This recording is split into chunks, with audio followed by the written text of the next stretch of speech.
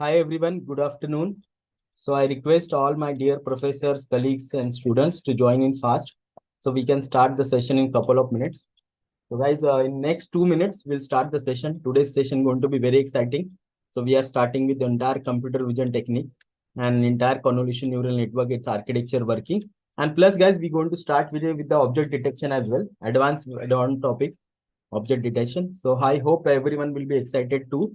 So please join in fast, guys. Please tell your friends, colleagues, professors, dear professors, please join in fast so we can start the session. We have reached only 90 as of now. We are supposed to reach up to 500. So I request everyone to join in fast, guys.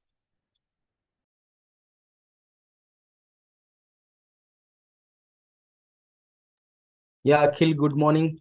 Good morning, sir. Sorry, good afternoon. Yeah, Akhil, good afternoon. Sorry for that. I was in the flow of earlier session. So hope you guys are doing fine. Are you enjoying today's session? So guys, I am also going to cover the entire topic from the object detection as well on one use case, like how to implement this YOLO NAS. As well as guys, I am going to showcase you the pre-trained model also, how to use pre-trained model. So both the use cases I'll be using. So I don't want anyone to miss these sessions. So I request everyone to join in fast so we can start the session in a couple of minutes.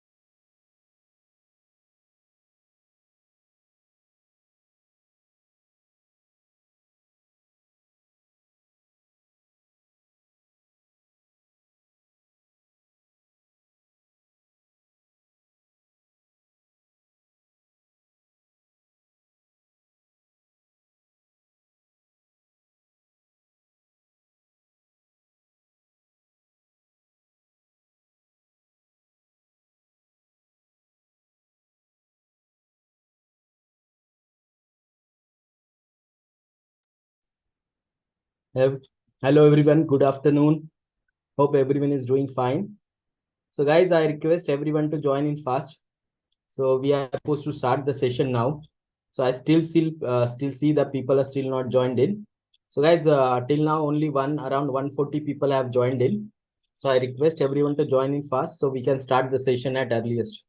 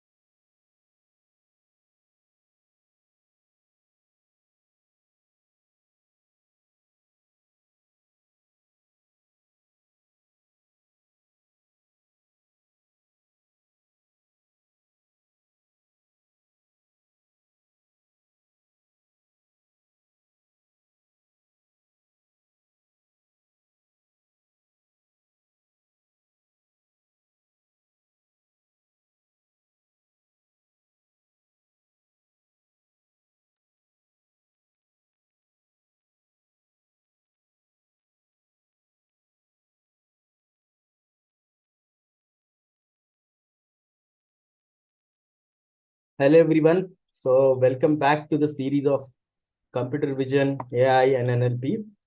So once again, guys, I am requesting that we're going to start immediately. So whosoever are not joined in, please join in fast. So you guys will not miss the beginning. So guys, let's get started then and let people join. Uh, Agenda for today, I guess I have already discussed the agenda. So it is very pretty clear today. So what we going to discuss first. So guys, yesterday we started the discussion around the computer vision. So what is computer vision? What are the implementation of the computer vision? We were able to see some couple of example and through which this example, we were able to understand how the computer vision works upon and what is exact meaning of the computer vision. So guys, to continue further the same discussion, I'm going to introduce a couple of more example where we'll be able to understand what is computer vision, what is this implementation. And then guys, if you remember, yesterday we started upon understanding the entire human vision, right?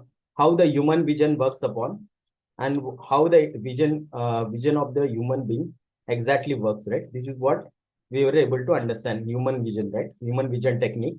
And then we'll try to compare the same vision technique with the computer vision technique, and we'll try to understand how they have copied the entire computer vision technique from the human vision system, right?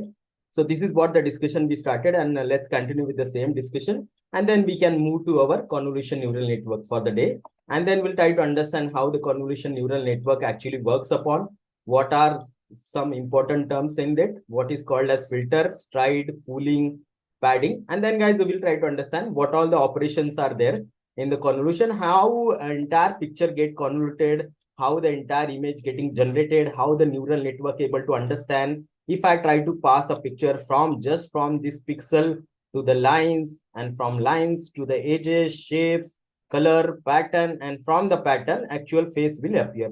So we'll try to make this journey, we'll try to understand in slow and phase wise manner that when we pass this entire picture, when we pass this entire picture to the convolution neural network, how it is able to identify the things right from the basics, very beginning, from the lines, edges, text, patterns, and from entire face, how it's get appeared. So we'll try to understand, guys. And then very important topic in the terms of the computer vision, which is called as object detection, right? So we'll try to understand the latest model of all, which has been released, which I was talking about, the YOLO NAS model, guys, YOLO NAS.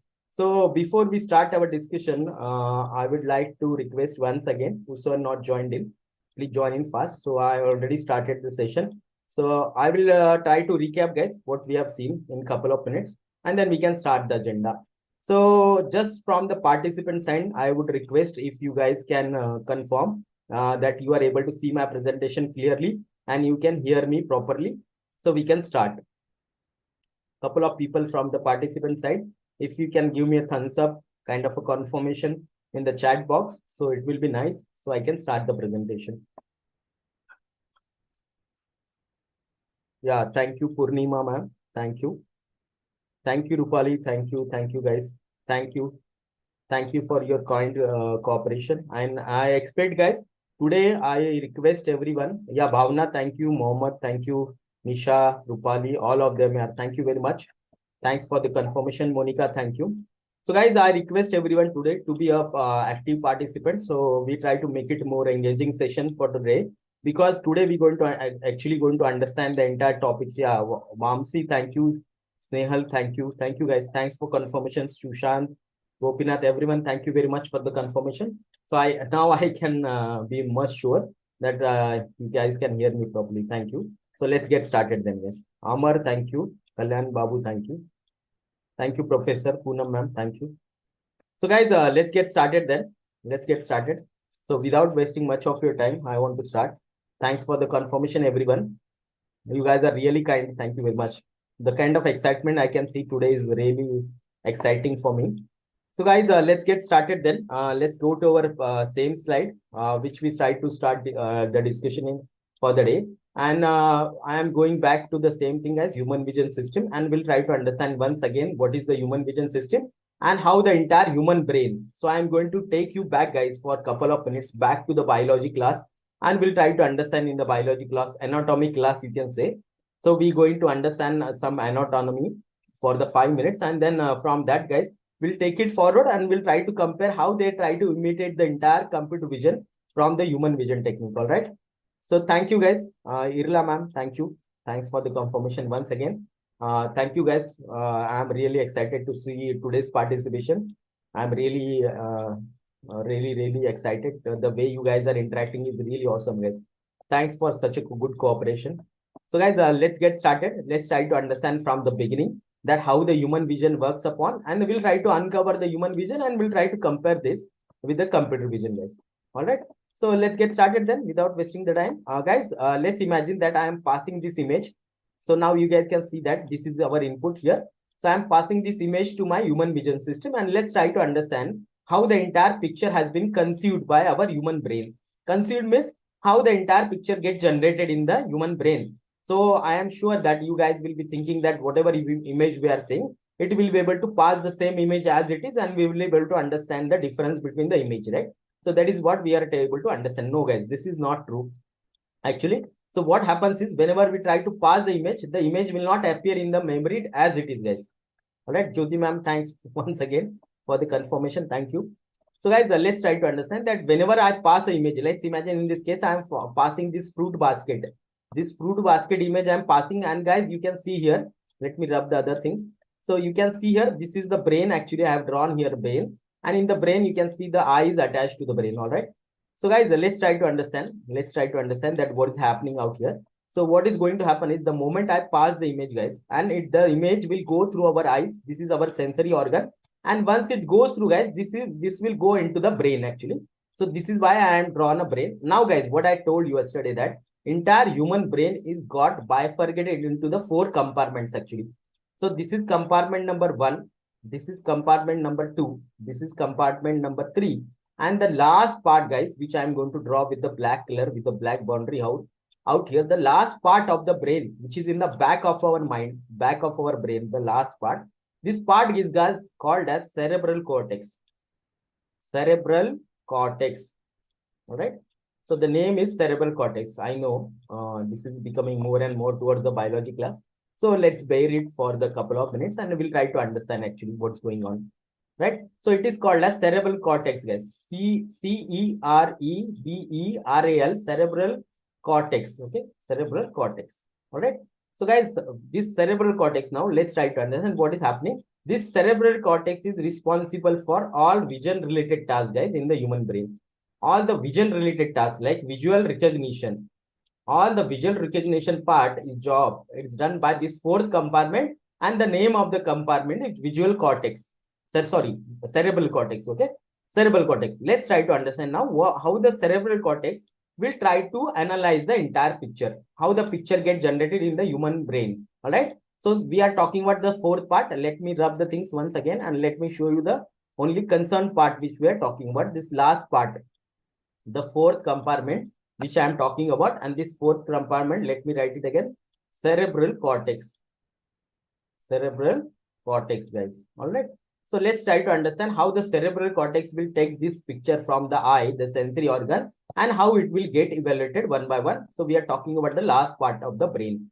All right. So the moment it is going to receive this information signal, right? This is what we have learned. This is the signal for us, right? The moment we receive the signal, guys, let me draw the diagram out here. So what I am going to do is I am going to receive something called as this kind of a cerebral cortex is divided into layers, guys. Layer number 1. Visual layer number 1 will be there first.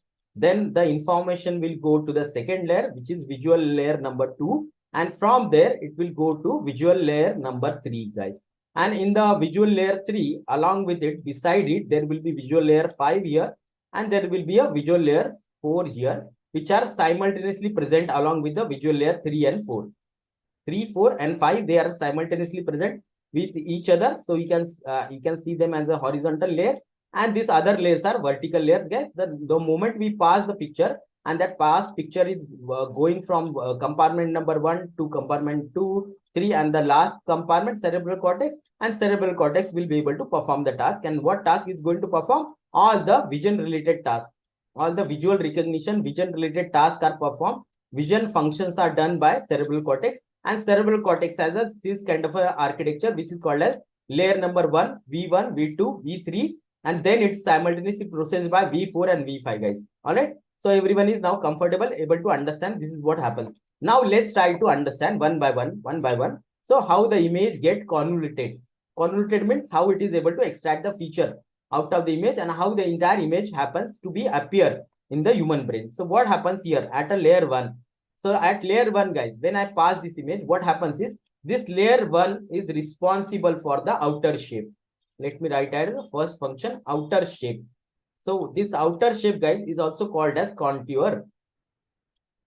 Contour, okay. So let's forgive my spellings. So it is something around the contour, C-O-N-T-E-O-U-R. T-O-U-R, contour. This is called as contour, guys. Contour means what? So if I am trying to talk about this webcam, so I am trying to draw the outer boundary with the black color. You can see this.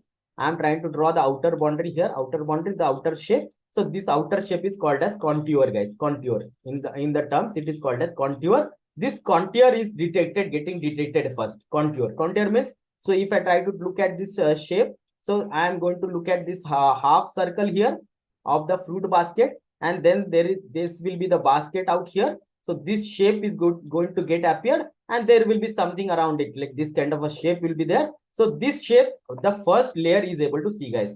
Layer number 1 is able to see only this shape as of now. Okay, this is how the image is going to appear in the layer 1, guys. So you might have mistaken that the moment we try to see any object or any picture, it is going to be seen as it is. No, guys, this is not going to happen actually. And this entire operation happens so fast that you guys will not be able to realize what is happening. You guys, whatever picture, whatever vision you guys are able to see, you are able to see as it is, whatever picture, whatever object, whatever the nature, whatever the things you guys are seeing through the entire eyes, you will be able to see as it is, okay. But this is not true actually. What happens is this entire information goes from the input layer, that is our eye, through the different parts, compartments of the entire human brain, and it rests up into the fourth compartment, which is cerebral cortex. Cerebral cortex has a layer 1, which is able to detect the outer shape, the contour. The outer shape is this one, which I have drawn here with this image, okay. So this outer shape will be seen first, and then, guys, this information will be passed on to layer number 2 now. Layer number 2, so the information is shared. I am saying she shared the info. The info is shared with the layer 2 now. Now the layer 2, what it will happen? At layer 2, guys, it will be able to understand the shapes actually, the shapes. It will be able to understand the edges, not shapes. Let me write this as the edges actually. Okay. So it will be able to understand something called as what are my edges, small edges, and something called as then you can say pattern will come afterwards. First, it will be able to look at the different edges and the color, guys. Edges and the color, okay. So this is what will happen in layer number 2. So what do you mean by here, edges and color? Let's try to understand in the fruit basket what is going to happen here. So let me write this as it is able to understand the edges and the color, guys, at layer number 2, V2. So what do you mean by edges and color? Means you can see here in the fruit basket, these different edges are there. Means if I'm trying to talk about the pineapple will have this kind of a edge, right? This kind of edges means this kind of a shape will be there for the pineapple. Obviously, this is wood apple, so wood apple will be different. If this is something called as orange shape will be different. If I'm trying to talk about the bananas will have a different kind of a shapes out here, like this is a bunch of bananas. And then, guys, there will be custard apple will be there. So everyone has a different color, yellow color, red color, this orange color. If you have a berries, then it will be a purple color. So orange and fruits and other oranges, apple, whatever fruits are there, whatever the pomegranate is there, all the fruits will have a different color and different shapes. So that shape will now get started recognizing, that shapes are getting recognized in the layer V2, guys. Layer V2. First, what happens? Let me revise again. What happens the moment I pass the picture? It is end up in the fourth compartment, which is cerebral cortex. Cerebral cortex has a layer V1, V2, V3, V4, V5, and end of it, guys, entire image gets generated. Entire image gets generated in the human brain, and it is going to get analyzed. It is going to get analyzed, or recognition will happen. Recognition means it will be able to detect what picture we are able to see. So what object or picture we are able to see. So the moment I pass, guys, in layer 1, it will be able to take the outer shape. Outer shape is also called as contour. Contour means this kind of a shape, which is the outer shape, like webcam, I am drawing the shape. So that shape. Then it goes one step further in layer 2. It is trying to understand the edges. Edges and color means whatever individual fruits are there, it will be able to detect that fruit shapes. The fruit shapes will be detected. That is called as edges. So edges could be vertical edges, horizontal edges, some kind of a circles, everything. And then it will be able to understand the different color, guys. This is what happens in layer 2. And then it will end up in the layer 3. And everywhere, whatever layers we are going to simultaneously, all the information which is present in the layer 1 also shared in the layer 2. Similar information also shared to layer 4, layer 5, everywhere. Okay. So we have reached till V2 now. In V2, we are able to understand the age and color, but the detection is not done. In layer 3, guys, in layer 3, it is able to understand the actual shapes. In layer 3, it is able to understand the shapes and it is able to understand the texture, actually. Texture. You can understand the texture. Let's try to understand what do you mean by texture. Now, let's try to take the example of this pineapple, right? The pineapple fruit. The pineapple fruits, the texture will be very rough outside, right? The skin I am talking about, the skin's texture. The texture of the skin of the pineapple very, very hard, and it will have a this kind of a pattern, right? The square shade. Let me draw that like this one. So this kind of a shape will be created, right? This kind of a shape will be present. The small squares or kind of a diamond kind of a shapes will be there, right? And this is what the rough shape will be there. And then we'll have a something like this kind of leaves will be there on the. I know I am not good. I am not that good, guys, at drawing. I can understand. So you can bear with me that for that purpose. So guys, this is what the outer shape and the shapes will be there for the individual particular fruits, and the texture, guys, the pattern, the skin pattern I am talking about. The skin type, skin texture is there. So that kind of a pattern. Yeah, guys, YouTube link is there. Let me share with you guys the YouTube link. Okay. So YouTube link is also available, guys. If you are facing any issue, you can join from the YouTube as well. So let me share the same thing with you guys. Just a moment. Okay. So guys, I'm going to share the entire YouTube link as well with you guys. Okay.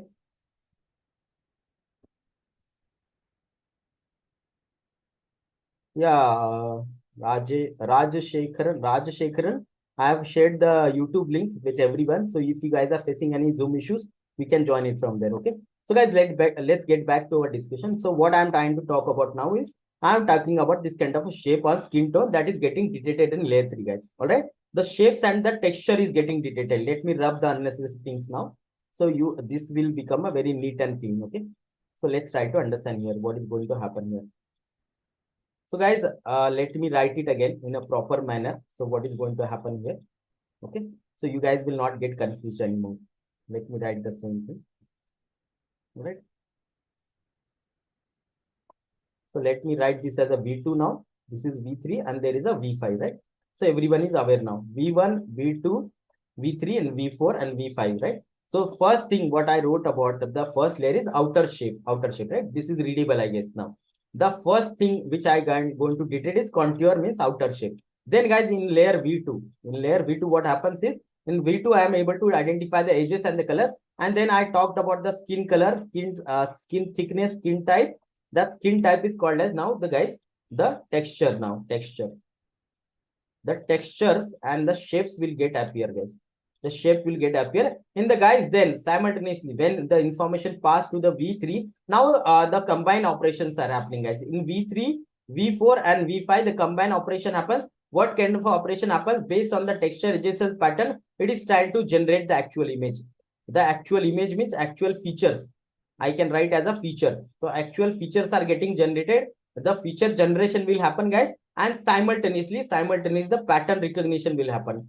A pattern recognition.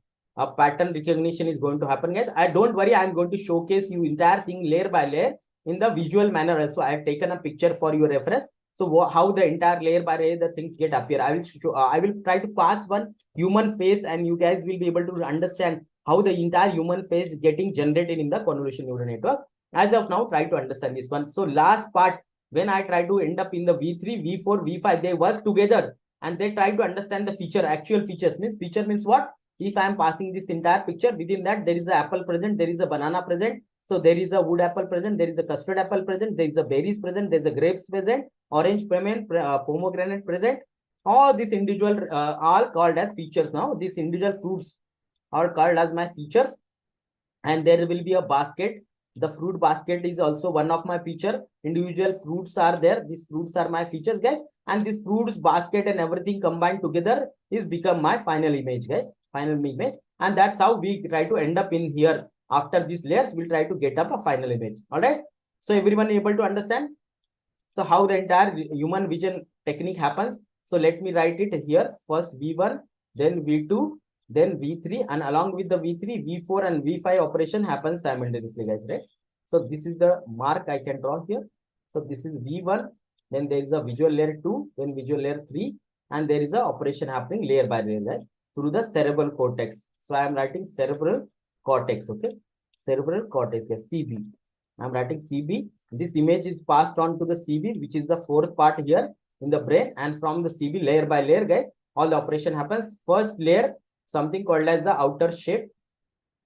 Let me write this once again, so you guys can keep it for your reference. The outer shape. Then the second part is something called as now edges. Edges and the color, guys. And the third part, which I am able to understand, is something called as now the pattern, or you can say the texture and the shape, guys. And the fourth part is like pattern detection, guys, pattern detection and feature detection. And from the feature detection, guys, from the fourth part, which along with works V4 and V5, they work simultaneously together with the V3. And then the fifth time at the end of this, guys, and end of this entire processing, the actual image will appear. And the recognition will happen. The recognition means it will be able to understand, okay, this is a fruit basket then. Okay, so human brain will understand this is a fruit basket, and this is how you'll come to know. All right, guys. So everyone is able to understand how the human vision works upon. A quick confirmation from your side, guys, and then it will be nice for me, so I can go ahead now. All right. So everyone comfortable, everyone understood how the entire human vision works upon, and what are the layers, and which layer is responsible for what kind of a things. And now the myth is getting busted that entire image, whenever try to think going forward, whenever you guys are, even when you guys are able to see this presentation is not seen in one go. So there are different layers which are present, which are able to extract these things, and then the entire image is going to get appeared in your brain, guys. And that's how you are able to see the picture, see the human being, see the nature, see the parts, see all the objects which are present out here, right? So this is what happening, guys. So a couple of confirmation from your side. So this is very, very important concept. Once you are able to understand this, I am going to showcase you the actual architecture of the computer vision convolution neural network, how the actual picture is getting generated in the convolution neural network. All right, guys. So can we go ahead now? Can I get a couple of confirmations quickly, guys, so we can understand?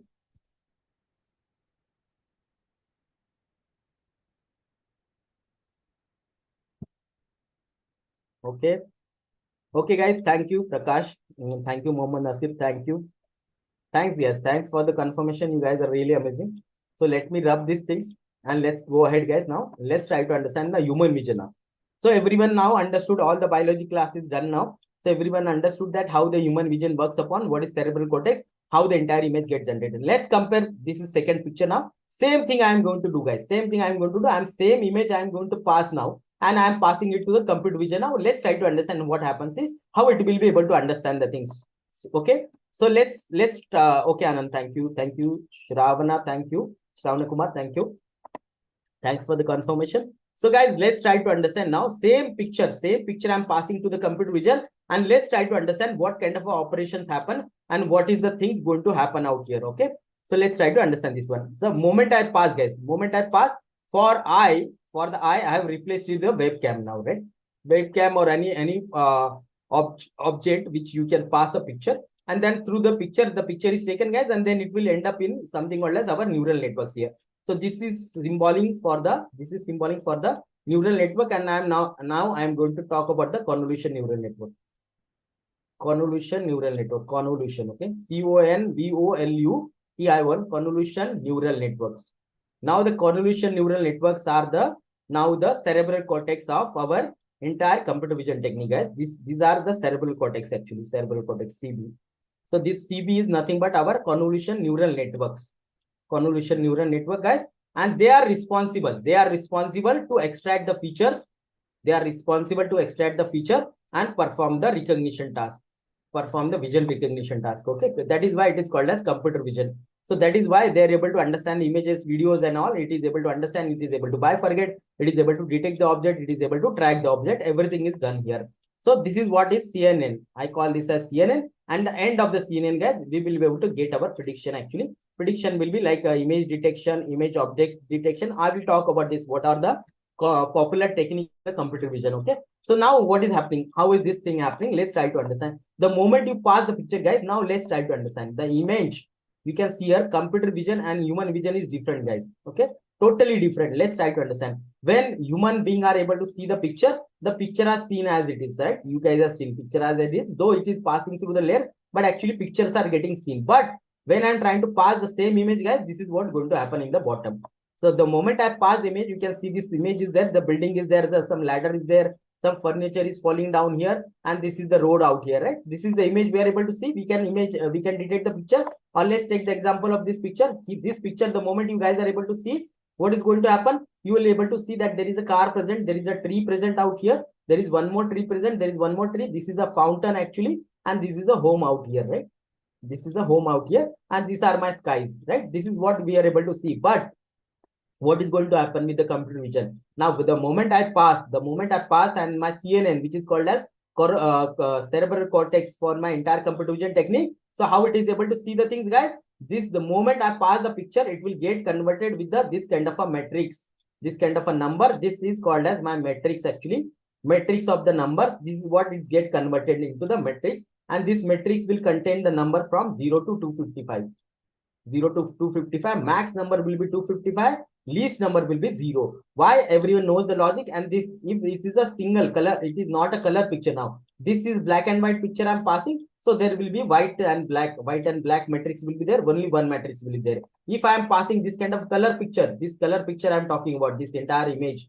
Okay. The moment I am passing this matrix, guys, the moment I am passing this image, it will get converted into 3 matrices this way, which will have a number between 0 to 255. One matrix will be a red color matrix, one color will be a green color matrix, one color will be a blue color matrix, RGB. This is what is going to happen, guys. And everywhere it will be a number from 0 to 255, all three matrices. So I pass a color picture, I end up getting 3 matrices. If I pass a black and white picture, I will end up in getting a single matrix out here, like. And whatever the shapes are there, like, that's why we are able to understand that whenever we pass the image, guys, there will be 3 dimensions, right, for the image. So the dimension will be like the channel. First one will be the channel, means whether there are 3 channels or 1 channel. Channel means how many matrices are created. That is called as matrix. Number of matrix depending on the color or black and white. Matrix is called as channels, guys, here. So it is called as channels, and then followed by the rows and followed by the columns. So rows and columns. So the rows will be like 28, 28. So I can say that whatever the picture I passed, that picture size, the size of this picture, height and width was 28 into 28, right? 28 by 28. This is what everyone understands. 28 by 28 means 28 rows, 28 column, and 3 channel means 3 matrices. If 1 channel means black and white, it is a black and white 1 matrix. Okay. So this is what going to get converted, and then it will be passed, guys. Then it will be passed to my convolution neural network here. And then the convolution neural network will perform its operation layer by layer, like we have seen. Let me rub this thing now, right? So like we have seen here in the cerebral cortex, there will be layer 1, layer 2, layer 3, and simultaneously there will be layer 4 and layer 5. So same way, guys, same way we have a layers also here. So same way, let me tell you what is going to happen here in the convolution neural network, which I am trying to talk about. Convolution neural network is nothing but, guys, it is a combination of one kind of a convolution block, conv block. So I am going to write as conv block. It is a combination of one conv block plus our normal artificial neural network. So this is the combination. This combination is called as convolution neural network, CNN. And what is going to happen? This convolution block will perform a 3 operation. One is convolution operation. Second operation will be the pulling operation. And third operation, it will perform a padding operation. All right. So this 3 operation is going to perform, and by performing these 3 operations, it will be able to extract something called as features. And these features collectively, when you try to combine the features, guide, this will create an image. Okay. So this feature combined together will create an image, guys, final image. All right. So for that purpose, this kind of a 3 operations are done here in the convolution neural network. Don't worry, I have created the entire picture line by line, picture by picture. We'll try to understand everything. But this is kind of an overview, try to understand what is going to happen out here. Right. So this is how I am trying to compare my human vision with the computer vision. In the human vision, we have a eye, we have a web camera, we have a cerebral cortex here, we have a something called as CNN layers here. So CNN layer are performing the same job of the cerebral cortex, and then in the end, guys, we are able to recognize the image. The recognition part is happening out here. So what is going to happen? Let's try to understand one by one. So when we try to pass the picture is nothing but a kind of a matrix. So if it is a black and white, it is a single matrix. It is a black and white. It is a single matrix. If it is a color one, so there will be three matrices created simultaneously. So all will be red color, blue color, and green color. Okay, RGB matrix will be created. The value will be between 0 to 255. Because why 255? So can I ask once again? I know you guys are already aware, like why 255? Can I ask you, whenever we try to pass this picture, it get converted into this kind of a matrix, right? So why there is only values which are lying between 0 to 255 only? So everyone now aware that all the pictures are created of the red, green, and blue. The combination of the three color, all the color in the universe are created, right? So that is why we are getting converted this picture into the RGB kind of a matrices, So can anyone tell me, guys, quickly? So why we have taken only values between 0 to 255? Why not the other values? Let's try to understand our basics. Let's focus on our basics. Why only 255? 0 to 255. Why not other numbers? Can anyone tell me the logic? Why this matrix is only contain the number between 0 to 255? Can anyone tell me, guys, quickly? Why it is only concerned about 0 to 255? Why not 355, 455, 555? Why not other numbers? Why only 0 to 255? This kind of a matrix is getting created here. All right, let's see who is the first one. Purnima Gowda is saying 8-bit. No, not 8-bit actually. So not you are you are correct, Purnima, but it is you are talking from the memory point of view, like how it is getting occupied in the memory. But I am trying to talk about the conversion type, like why they are trying to convert this into the matrix which contain the minimum value 0 and maximum value 255. What is that logic? I am trying to understand. Yes, you are correct that it will try to fit it into the 8-bit, 16-bit, 32-bit. That is a memory occupation. It is happening, but it is not the hexadecimal coding or decimal coding I am talking about. So what is the logic, guys? What is the logic? Yeah, awesome. Vikas Kadam and Sanam. Yes, awesome, guys. Awesome. It is the intensity of the pixel, guys. We are talking about the intensity of pixel. Correct, guys. Correct. So, guys, you guys are correct. So, we are talking something about the pixel intensity here, guys. Pixel intensity, actually. The pixel intensity, guys. This is all concept is revolving around the pixel intensity. Now, let's try to understand what is the pixel intensity here. Okay. So guys, when we try to talk about the picture and we are trying to convert them into the matrices which contain only value between 0 to 55 because of these pixels, guys, pixel. So pixels contain the value between 0 to 255, max is 255, minimum is 0, guys. Let's try to understand why it is so and what is pixel. Pixel means, guys, one dot. This one dot which I've drawn here, it is called as pixel now. So you will say that how the pixel is responsible to generate the image, guys. Let's try to understand. If I am trying to collect some more pixels out here, okay, and I am trying to arrange them this way. So what is going to happen if I try to connect them, guys? This is going to create us some kind of a shape for me. Shape. So how it is started? So from the one dot. From one dot, if I try to take the multiple dot and try to connect them, it will create a shape. And when I try to combine the shapes, guys, when I try to combine the shapes along with the edges, along with the, what do you mean by edge? Edge means this kind of vertical line, horizontal line, kind of a curved line, that is called as edges now. And when I try to combine the this kind of a shapes with the edges and some kind of a texture, guys. Some texture, you guys already know what is texture, right? The texture for this entire tree is like green color leaves. So there will be leaf color structure which is very smooth, but for the bottom stem, it will be hard one, right? For this entire cover. So that kind of a texture I'm trying to talk about. Then when we try to combine these, guys, it will try to generate the entire image. Okay, so that is the logic. That is why we are having 0 to 255 out here, right? So everyone understood now. So what is going to happen, guys? Let's try to understand. You pass the image will get converted into the matrix. That matrix will get passed on to something called as convolution layer network, and then the image detection is going to happen. Image recognition is going to happen. This is my process flow. Now, what I told you that when I try to talk about the entire process flow, guys, when I'm trying to talk about the convolution neural network is something called as convolution layers plus my artificial neural network. It's a combination of convolution block. This convolution block, conv block, right? Conv block plus my artificial neural network, and end of that I will get a prediction. So this is what the combination we're going to understand. So we'll try to understand what is convolution block, what kind of a layers are there, what operation I spoke about, like conv operation. I spoke about the pooling operation. I spoke about the padding operation, and then I spoke about something called as features. So we'll try to understand what is feature, what is filter. So we'll try to understand these things. Okay, let's try to understand what is going to happen. Let me tell you in one moment again what is going to happen. I pass the image. Image will get converted into a matrix. So matrix could be a 3 matrix or could be a single matrix, RGB matrix. Okay, so the RGB matrix, what will happen, guys? RGB matrix will pass through this kind of a layer. Now let's try to understand. So this is what the artificial neural network I am trying to draw here, guys. And before that artificial neural network, this is the same thing, guys. Like we have an input layer here. We will have a hidden layer 1, hidden layer 2, and this will be our output layer. And end of it, I will get a wire prediction, means our image recognition. But prior to that, there will be one block, plus one block will be there. That block is there, guys. This block will accept this matrices, and this matrices is called as, this block is called as conv block. Conv block. Okay, in this conv block, there will be 3 operations happening.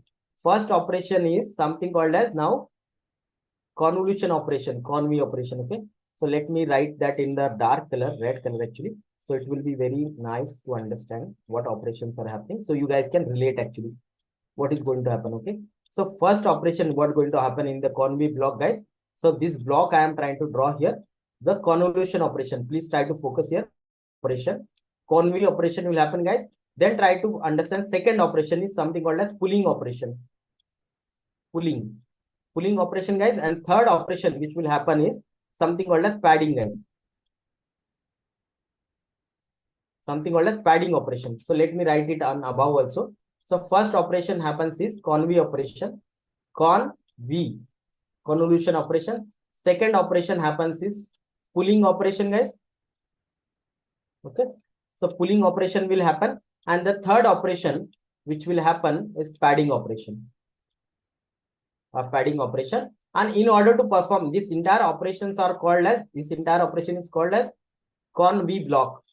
Conv block. Okay, conv block. And then after conv block, guys, there is one more block, and that information will pass on to our ANN here, and then after ANN we'll get our wired, guys. This is what is going to happen now. So before that, let's try to understand. So when I'm okay, everyone is now comfortable, everyone understood that this kind of architecture is there. So guys, before that, they're going to apply something called as filter. So let's move to our next slide. Let's move to our next slide and let's try to understand. Before that, guys, before that, yeah, Padmajana ma'am, thank you. Thanks for the greeting, and you can chat with me if you guys have any questions, any doubts, any queries, guys. Okay. So before, guys, before we try to understand, so let's try to understand. People say that the computer vision is difficult. Why difficult? Let me give you very quickly one simple example, and then you can understand the entire architecture. We'll try to focus. So guys, let's try to understand what is going to happen here. So what I spoke about is when we try to understand the entire image. In the image, guys, we saw that we have a layer by layer, V1 layer, V2 layer, V3 layer, and V4 layer, and V5 layer.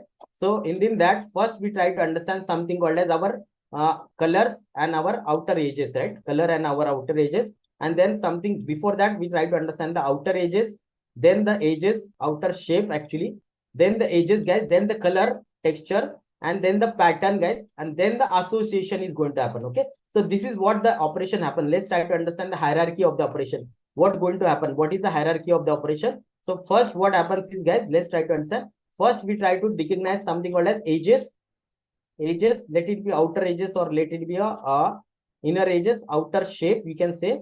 And then, guys, we try to understand the color, texture, pattern. This is the pattern. Then the shape will appear. Then the association. Now try to understand. This is the hierarchy. Okay.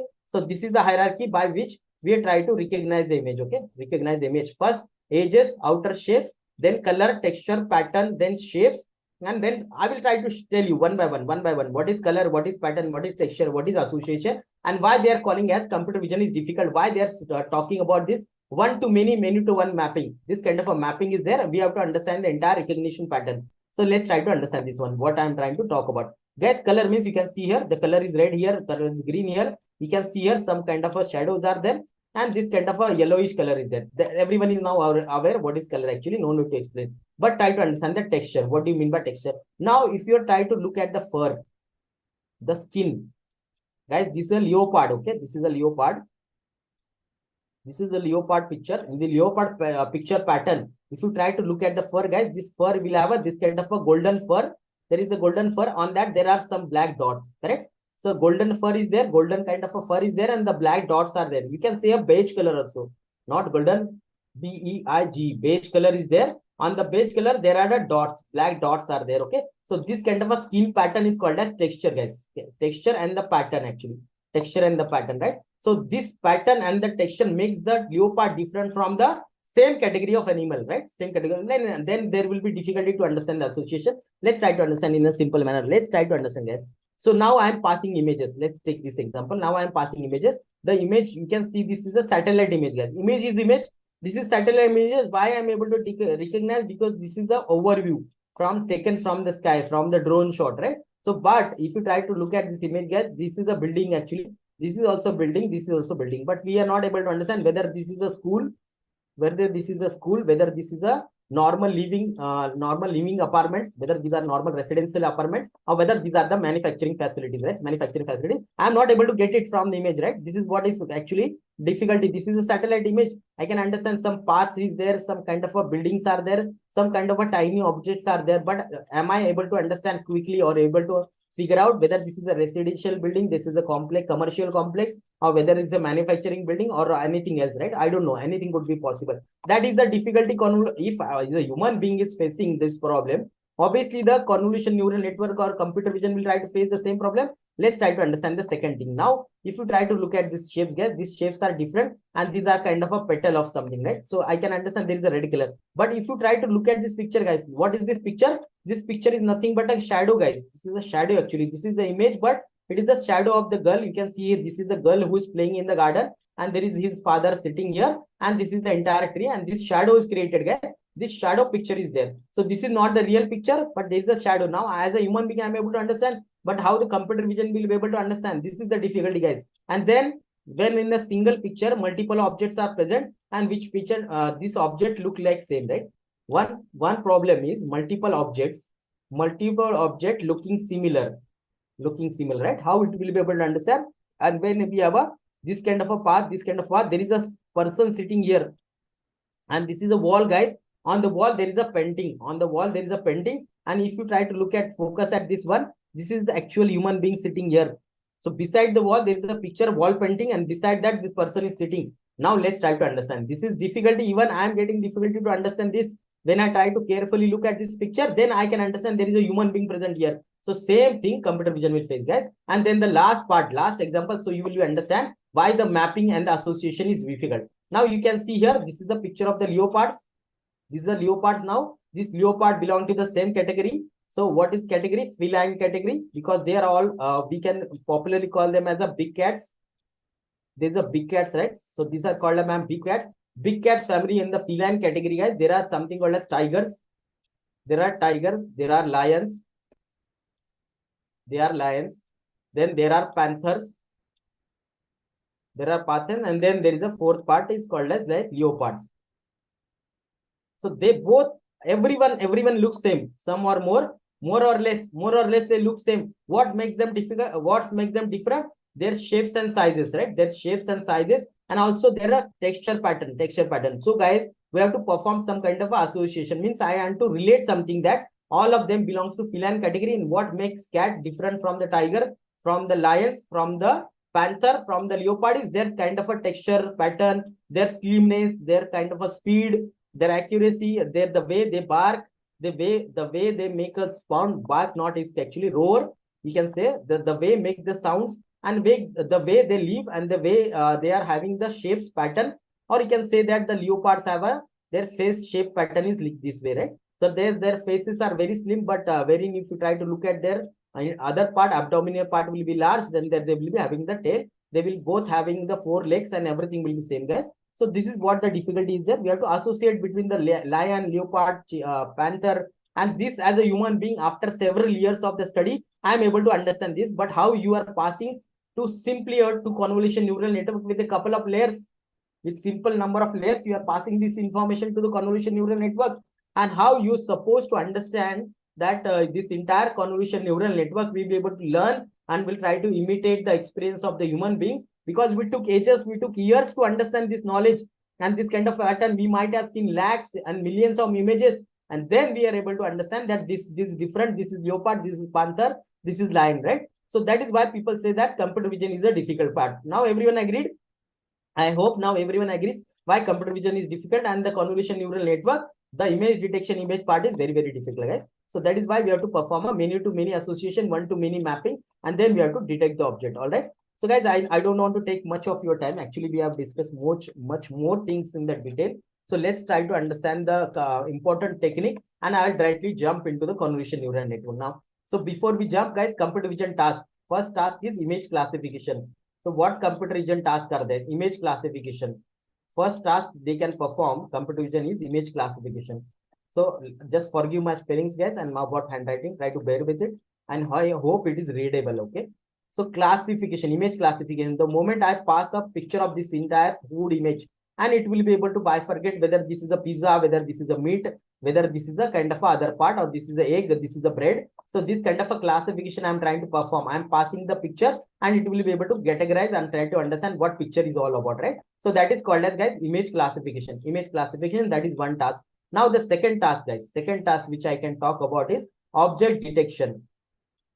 Object detection. Second task is object detection. Okay. What do you mean by object detection? This is a car present. So you can see the bounding box out here around that object, and the object detection will happen, and it will be able to tell me, okay, this is a car, this is a mobile, this is a other object, this is a human being, this is a tree, this is non-living object. All this kind of object recognition is called as object detection task. All right. So let me rub these things and write it very, very properly. So first task which this picture talks about is, guys, image classification. This is my first and foremost task in the entire computer vision technique, image classification. Okay. The second task which I can talk about out here is something called as, I will write it in shortcut, guys, object detection. Actually, object detection, guys. This is my second task. You can see your object detection, guys. Then the third task you can understand is, if you try to pass an image, it will be able to capture the coordinates of the image, guys. Like here we have seen the coordinates for the face. So you can see here there are around 68 coordinates are there, or 58, around 58 coordinates are there. This is coordinate number 58. So moment I pass my face image, guys, it will be able to understand here. So entire face, if I try to connect all these coordinates here, so this is my entire face, this is my right eye, this is my left eye, this is my nose. Okay, this is my nose pattern, this is my entire mouth, this is upper lip, this is lower lips, and for every pattern, I have a one coordinates out there which is present. Now you'll say, sir, this is one more pattern. So which is called as facial landmark. Facial landmark detection. Okay. So this is the third job. And now what is the beauty of this, guys? We can understand by looking at the picture whether the picture's eyes are open or not, the mouth is open or closed, right? Because of the distance. Let me rub these things and I can explain you this one. Facial landmark detection, the third part, or third popular object of the object detection. Let's imagine how it will be able to detect. I have a coordinates here. I have a coordinates here for the eye. I have a coordinate for the nose, and I have a coordinate for the entire my mouth. Say, imagine this kind of a mouth coordinates. If my mouth, the upper lips and the lower lip, there is a distance there, so I can say that the mouth is open. Mouth is open, or I can understand between my entire eye coordinate, if this distance is more and this distance is less. Based on that, I can say that eyes is closed or open. Eyes are closed or open, right? So whether some person is winking the eye, whether the eyes are closed or what. And based on that, guys, I can understand the entire emotion. I can understand the entire emotion. I can understand the entire sentiment of the person. So that is one more task: sentiment analysis, emotion analysis, emotion recognition, facial recognition. That is possible because of these coordinates. So I will be able to get something around 58 to 68 coordinates, facial key coordinates, guys. What kind of a facial key coordinates I can get? What is the coordinates for the right eye, left eye, eyebrows, nose, mouth, upper lip, lower lip, the cheek, even all these kind of a facial coordinates. This is the job, guys. This is the third job which will be performed by the computer vision, facial landmark recognition. Facial landmark recognition. Let me write it here. Okay. So facial landmark recognition, guys. And based on these landmarks, the coordinates X and Y coordinates I'll be getting, I can perform the calculation, and I can understand what is happening here, right? So this is the fourth job. What is the fourth job? Now you can see here fingerprint recognition, object recognition, all the biological recognition, biological pattern recognition, right? So that is the fourth job it can perform, guys. And this is the sixth job. This is live tracking, object tracking. You can understand object tracking. This is the live feed camera. I am trying to show you here. This picture is taken from the traffic camera. Now, the moment you are able to see this kind of boxes, green box, yellow box, purple box, guys, this is able to see here. It is able to detect the McDonald's sign here. The McDonald's sign is here. The pathway is getting detected. Entire person is getting detected. The cars are getting detected. Traffic camera is getting detected. The screen is getting detected. Entire things is getting detected. This sign, symbols, even minute part. You can see this signboard is also getting detected, guys. So entire this. Yeah, guys, we'll share the feedback link by 4:30. Okay. So everyone will get a feedback link by 4:30. Okay. So guys, this entire image recognition or object tracking is done. So if you try to pass a one live streaming one web camera, this is the traffic webcams, guys, and it will be able to do a performance the tracking of the objects. Okay, so that kind of object, then human pose estimation. This is the seventh job which computer vision can perform. Now you are able to get the entire coordinates of the skeleton. So what is this skeleton? On the basis of that, guys, like now what will the use of this one? Now let me rub the things. You can see here the person, this guy is doing a gymming, guys, at that time. Now you will be able to see that in the high-end gyms, guys, they have now installed this kind of a object recognition, human pose estimation kind of a thing. And on the basis of that, now you pass this entire to the camera. Now you can see this kind of a coordinates are getting generated, right? This kind of a entire skeleton shape is getting generated. And based on this shape, guys, it will be able to tell you that whether whatever action, like this guy is trying to lift the weights, right? So he's doing lifting the weights, whether this lifting of the weights he's doing the correct action or not.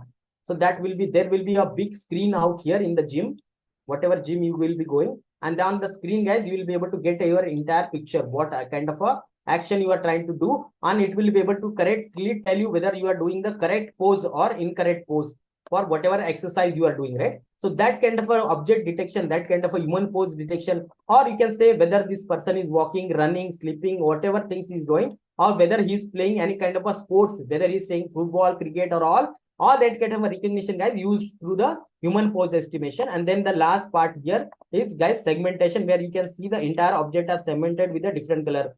The cars are segmented with the purple color, path is segmented with the gray color, the tree is segmented with the green color, the sky is segmented with the green color, and the blue color. So all these kind of a techniques, guys, comes under computer vision. Now hope everyone is understood. So what kind of a techniques are there and what things are available, right?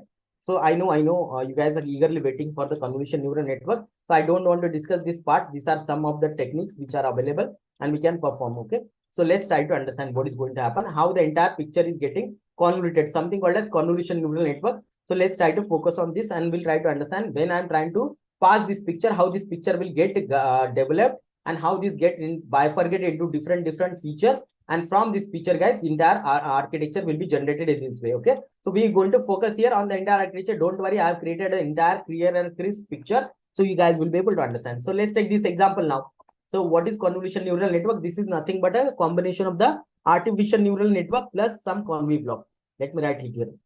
Convolution block will be there plus some ANN will be there. And that will be entirely called as my convolution neural network. Okay. So, and this convolution neural network is responsible for performing the vision task, all the vision related tasks in the AI, guys, in the AI. Okay. So let's try to take the example, guys. Now I have taken the picture of the dog, and if you pass the picture of the dog, how the human being will be able to understand, and the same thing is going to happen in the convolution neural network, guys. So what is going to happen the moment you are passing this golden retriever? Okay, this image is going to pass. Now, guys, what will happen? So this picture, first of all, get divided into the smaller parts here. So this is what going to happen.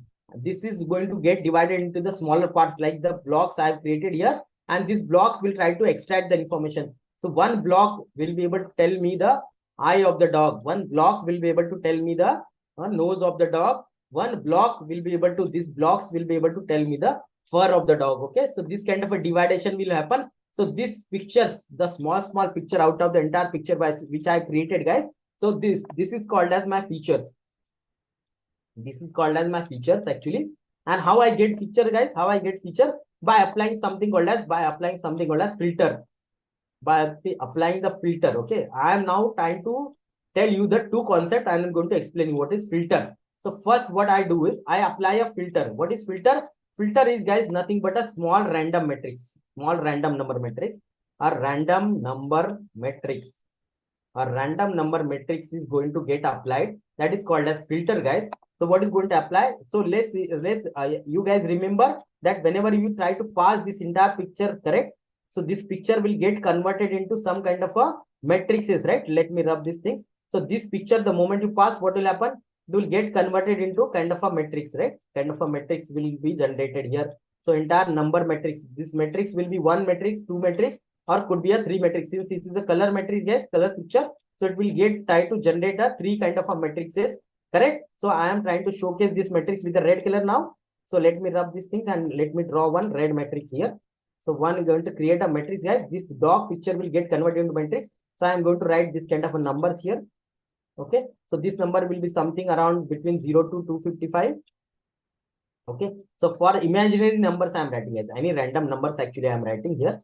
So this kind of a numbers will get generated and this will be search, three matrices will be there. And this is what going to happen first. So let's try to understand what convolution neural network will do. We'll try to understand from the visual point of view also, guys, and from the mathematical point of view, how the entire operation is going to get converted, how the entire operation will going to happen now, convolution operation, how the neural network works upon. So the moment you pass this golden retriever picture, what is going to happen? It is going to get converted into three matrices. One will be R, one will be G, one will be blue, and it will contain a value between 0 to 255.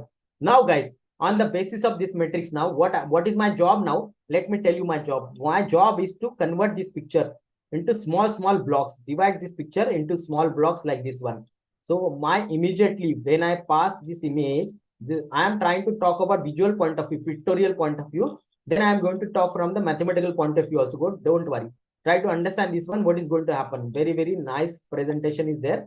So you will be able to understand the entire thing. The moment I receive the picture, guys, what I'm going to do, I'm going to divide this picture into small blocks. See, small blocks are called as grids, and these grids, then from these grids, guys, one grid will be responsible to give me the eye, one grid will be responsible to give me left eye, right eye, one will be responsible to give me the nose, one will be able to give me a tongue, one will be able to give me a jaw, one will be able to give me a ear, one will be able to give me a fur, and this will get divided in this way. This is layer one. And now if you try to compare this is layer number one in the cerebral cortex. In cerebral cortex, we'll try to understand this one. Same way it is going to happen. Here the layer one will be there. Layer one, kind of layer one, vision layer one. So layer one, it will try to divide the picture into here, entire picture into the small parts, and that parts will be responsible to get me the features. So these are nothing called as my features. And how I am getting feature, guys? By applying one kind of a filter now. So let me draw that filter with the black color. Now this is my original matrix. This is matrix is nothing but my entire picture. My color picture is getting converted into the matrices. Then I will try to apply small filters here. Small filters like one I'm trying to draw with the black color. What are these filters, guys? What are these filters? Filters are nothing but a small random number matrices. Let's imagine this filter. This is the filter, guys.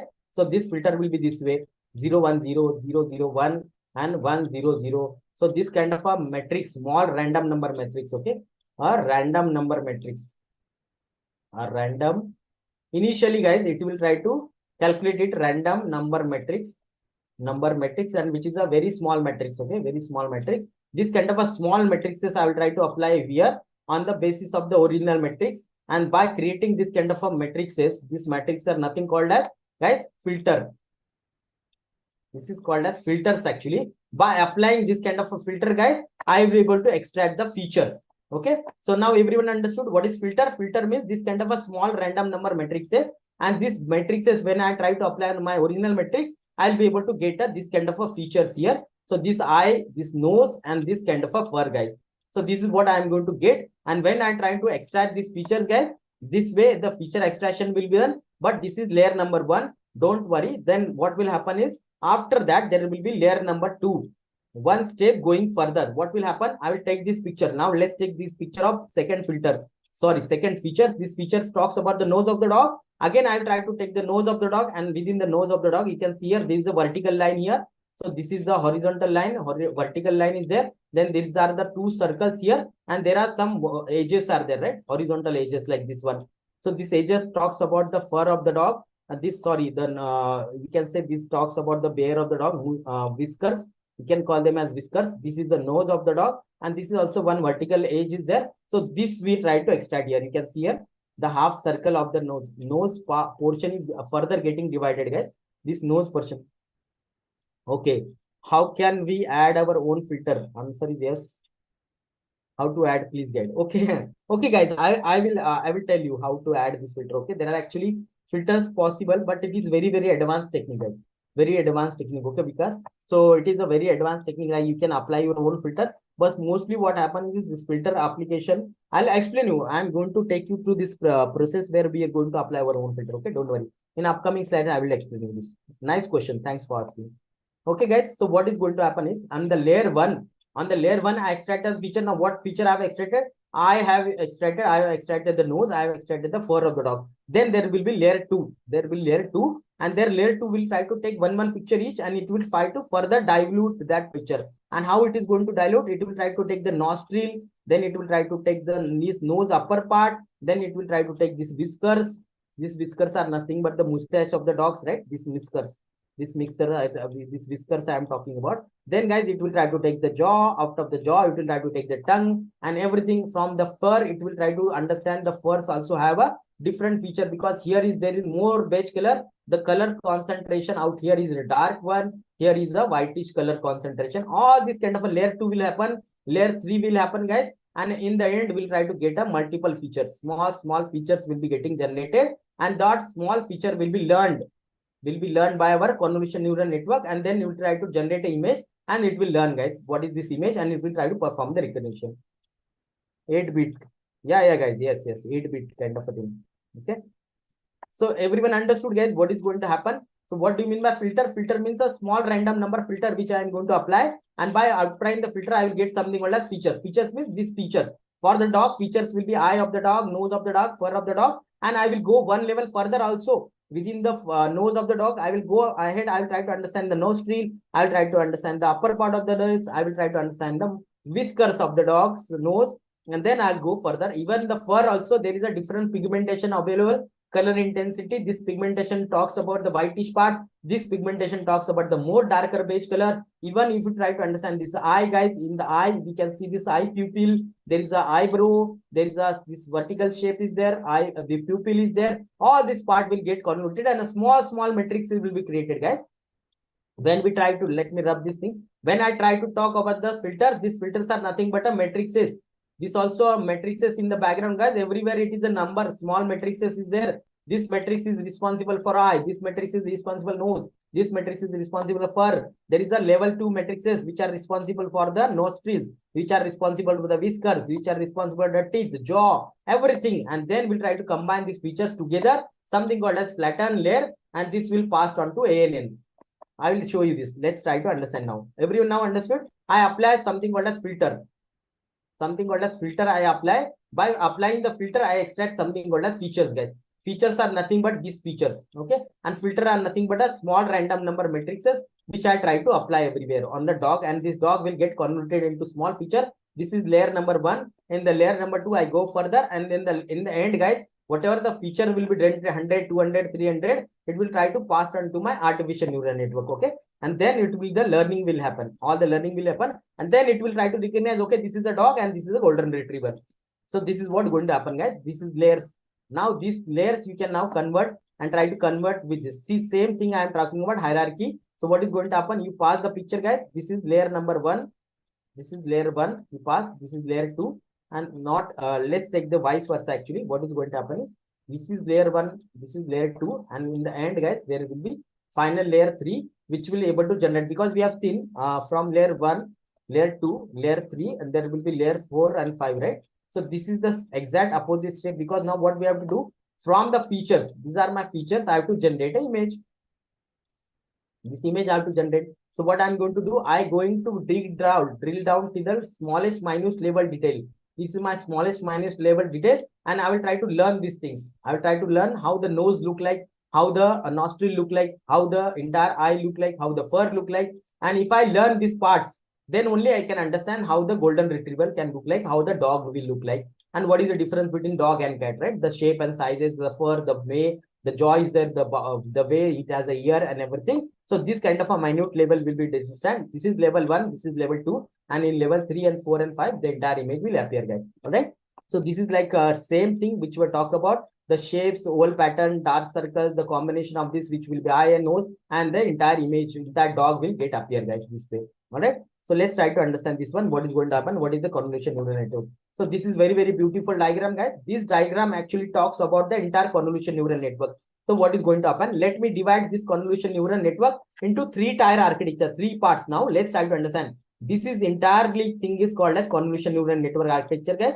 And let's try to understand. Now I am going to divide the first part here. So let's try to focus here. The first part out here, you can see this kind of a circle diagram. This is called as fully connected layers. A fully connected layer means that's nothing but it is called as a artificial neural network. So I told you convolution neural network is nothing but a combination of artificial neural network and something called as convolution block. So this is the third architecture, third part of the block, which is artificial neural network. And out of this third part, we are going to get our output. Okay. So output is, you can see here, the output are horse, zebra, and dog. This is a multi-class classification. Out of that, we'll get our final Wyatt, right? So then, guys, this is our input which we have passed. This is the zebra picture I'm passing here. So once I pass the zebra picture, we try to understand layer by layer, architecture by architecture, how the entire things will get convoluted, how we'll be able to recognize whether it is a horse, zebra, or dog. Okay. So let's try to understand what is going to happen. This is the third architecture. This third part of the architecture, guys, called as artificial neural network. It is also called as fully connected layer. Fully connected layer. Then, guys, there is a second block here. Second block, you can see here. This second block talks about flattened layer. Remember our yesterday when we tried to pass the artificial neural network the picture, directly we talked about this flattened layer. This is nothing but a flattened layer, guys. A flattened layer means what is going to happen out of this zebra, whatever the picture, whatever the features we are extracting. These are my features actually. These are my features. This feature will get combined here and stacked above one another. Stacked above one another. That is called as flattened layer. This is part number 2, guys. Part number 2 architecture. And this first architecture out here. Let me draw this with the black color now. So there will be a good representation. You guys can understand the difference out here. Okay. So let me draw that with the black color now, guys. This kind of a things. This block which I am trying to talk about. This is the first block, and this is called as conv block. Conv block. Okay. So these are the three-tier architecture here. You can see here. This is convolution block. This convolution block will generate a feature here. I'll write as a feature. These features will be get flattened here, guys. Get flattened here in the flatten operation, and that will be passed on to my artificial neural network here. Okay. So here and then in the artificial neural network, it will learn everything fully connected layer. Here we are getting our output, guys. In the end, we are getting output whether it is a horse, zebra, or dog. This prediction I am getting out here, right?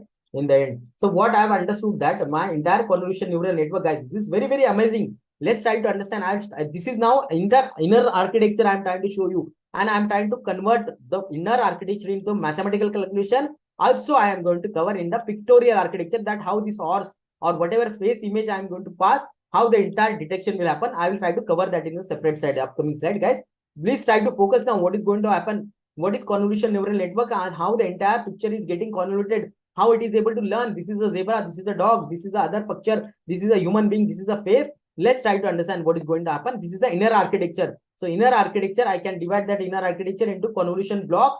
This is my feature which I try to get. And from the feature, I try to apply to the flattened layer. And this flattened layer will try to act as an input there. Will be getting passed. And here also I have my same architecture. Input layer is there. This is my hidden layer 1. This is my hidden layer 2, guys. And this is my output layer here. And from the output layer, I am getting this output, guys. Same architecture. Nothing has been changed. But I just did an addition. What addition I've done here? One addition is flattened layer and one addition is convolution block. So this addition I've done, and then I am able to convolute my entire image. Let you pass the image, let you pass the video, everything will form a same thing. All right. So let's try to understand what is going to happen, guys. So meanwhile, guys, this is the three-tier architecture. Any doubts, any question you guys have? Until now, I will try to take with the question for the 30-second or 1 minute, and we can now directly start understanding the entire operation, guys. So please ping me if you have any questions, anything, any doubts, any queries as of now. So before I start actually explaining all the mathematical calculation in the architecture, guys.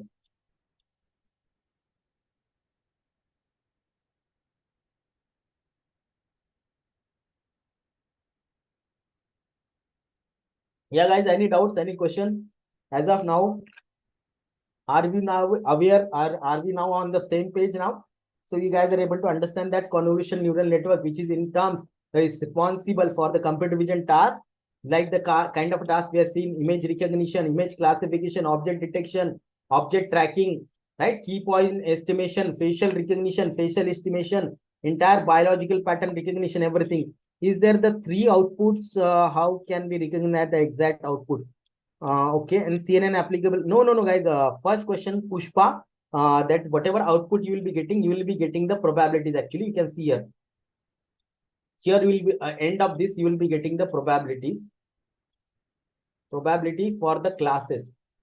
Whatever classes you are having, like let's imagine here there are 3 classes, so we'll get a 3 probabilities. Out of that, whatever the maximum probability is there, whatever the maximum probability, that will be your final provided prediction. Okay, this is what is going to happen actually. And then coming back to the question of Shalini, so CNN is only applicable in which no, it is also applicable for any video and any image data. So you pass any image, any audio data, not audio actually, audio. For audio we'll try to understand something called as recurrent neural network, RNN. So that is for the audio data, and for the text recognition, text prediction, time series sequential data. For that there is a RNN. CNN for video, same for the images, for any picture or anything. All right. So guys, this is what going to happen. In the end, you will get a probability for the classes. Let's imagine we have a 3 classes here: zebra, horse, and dog. I will get a 3 probabilities. After that, whatever the max probability, that will become my final class here. Okay. So this is what going to happen. So, but what is going to happen is, first it will go to the convolution block. Convolution block will try to extract a feature. RNN is advanced then. You can say bit advanced, but actually purpose CNN is also advanced, guys, and RNN is also advanced actually. But the both the networks, they have a different actually patterns. Okay, try to understand their objective is different. CNN's objective is to learn with the image data, learn with the object data. It is trying to extract something called as features actually. Features are small parts of the images, that is called as feature. Features are nothing but some matrices also. These are the number matrices. Okay. And but what is happening is, in the recurrent neural network, we'll try to understand what is the problem with the recurrent neural network. Is recurrent neural network. So when you try to deal with a text kind of a data, let's try to understand. Whenever you pass the text data, guys, at that time what will happen? So if you try to pass the entire 1 hour conversation, so if you try to identify the unique words, that will be more than 1 million words. Okay, so that 1 million word will become 1 million features at that time. So to pass that kind of a 1 million feature, you will require a 1 million neurons. 1 million neurons if you try to use a artificial neural network or convolution neural network. Okay, at that time, guys, you will require something called as this kind of architecture. So which is very, very difficult to prepare. That's why they introduce something called as recurrent neural network at that time, right? So that is the beauty. I will explain, guys. We'll try to dedicate tomorrow's session around NLP. So I am trying to explain. Okay, all right. So let's get started. I think so. Everyone is saying that. Okay, go ahead. So guys, so first operation which is going to happen is convolution block. Then something called as flatten layer will happen, and then the information will pass to artificial neural network, and then you will get a output as a in terms of the probabilities. This kind of a probability you can see here scores, and this scores will give me a final max score, will give me a final prediction by it. Okay, so let's try to understand what is going to happen, guys. So this image I am passing here. Let's try to focus, guys, here. So let's try to focus here. What is going to happen is the image which I am passing here, guys. All right. The moment I am passing this entire image, okay. All right, here. So that image, what is going to happen here about this image is, so this image will get converted into this kind of a matrices. You can see here. So this is my channels. So you can see here channels. There will be red color, there will be green color, blue color channel. So one matrix each will get converted here. Okay. So this will get converted into matrices, guys. Then let me rub the things. Let me rub the things again. All the things. So this is what I am talking about, entire convolution block. So let me write it as a convolution block. Then this is called as my flattening operation. And this is my ANN, guys. Third part is my ANN, artificial neural network, where I get my output, and out of this, I will be able to get my final value, right?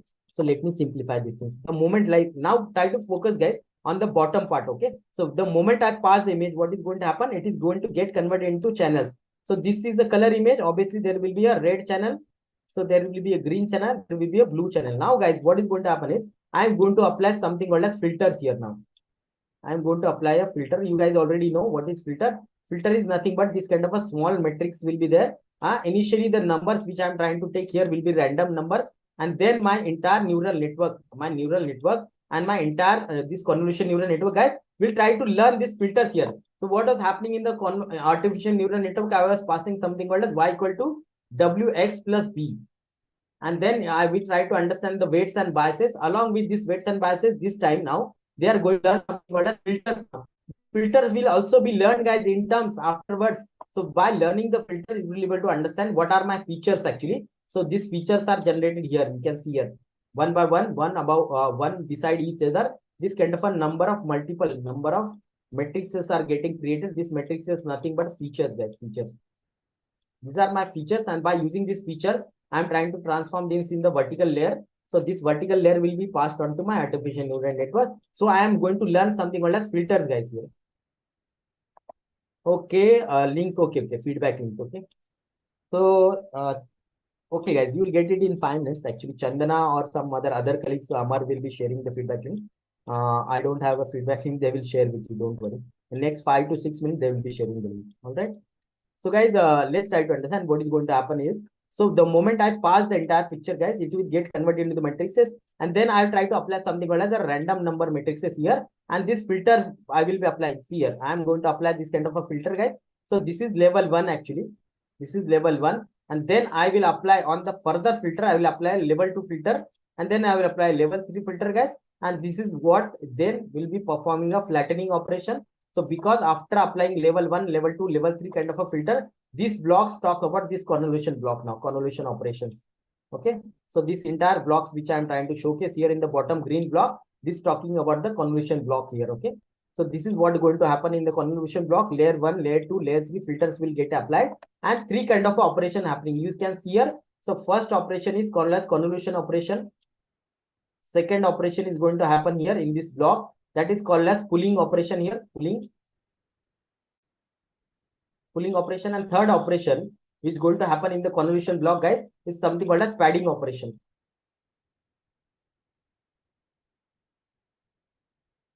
Padding operation. These 3 operation will happen here, guys. Then, and similarly, when we try to apply this kind of a 3 operations, okay. Feedback link. Yeah. Okay, guys. Gautami, if you can share the feedback link with everyone. Gautami, can you hear me?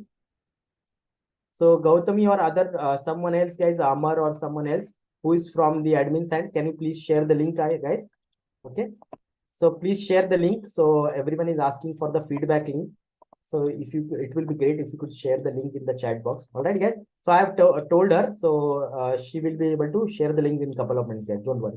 All right. So you'll get the link in the chat box.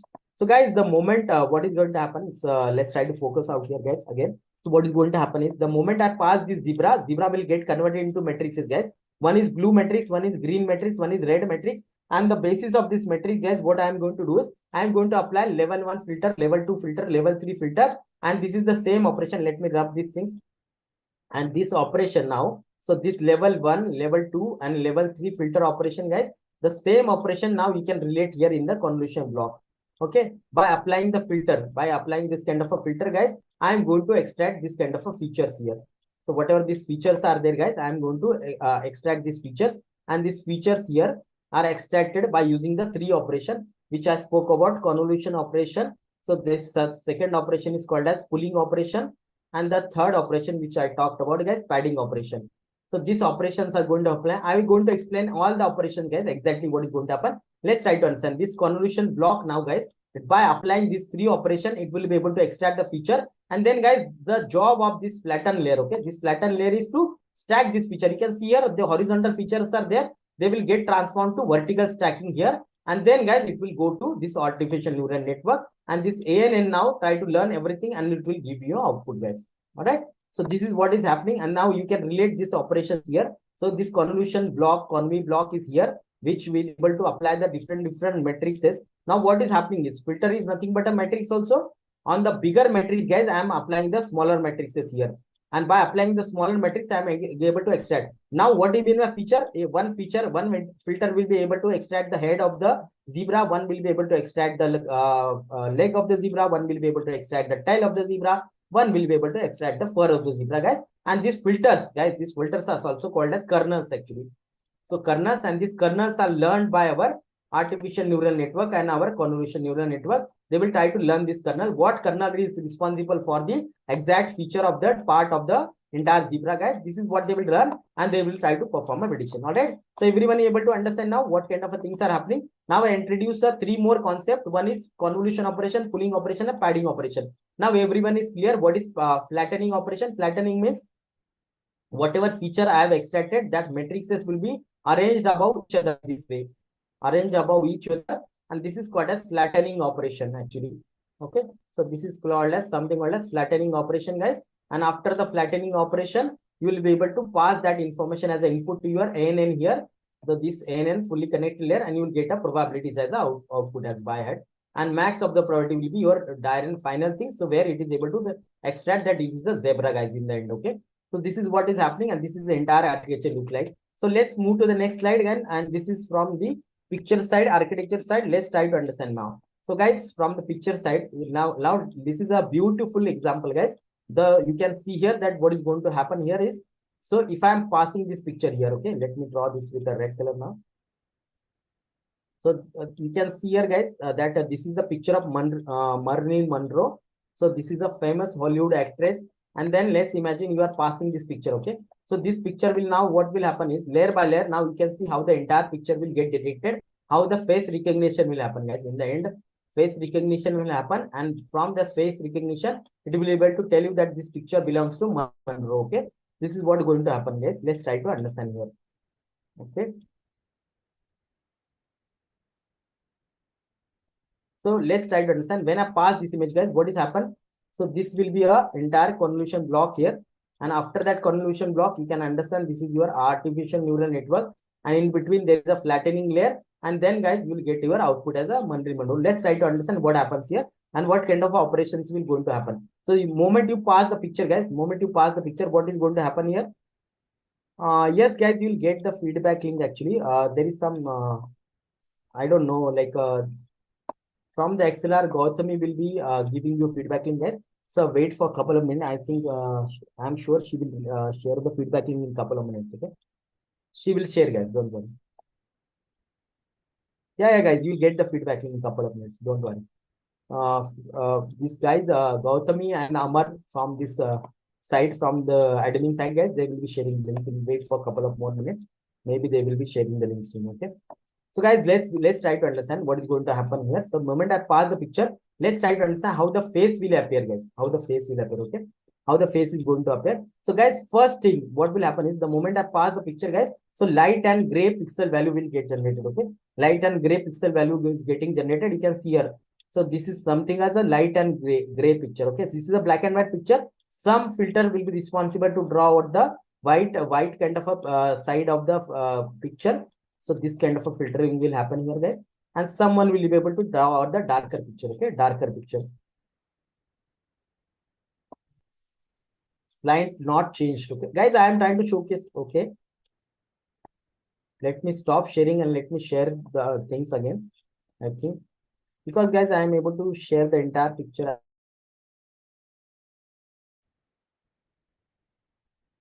Now, I think you guys can see. Yes, now you guys can see, right? Yeah, guys, Amar has shared the attendance link with you guys. So I will share with every one of you as well this attendance link.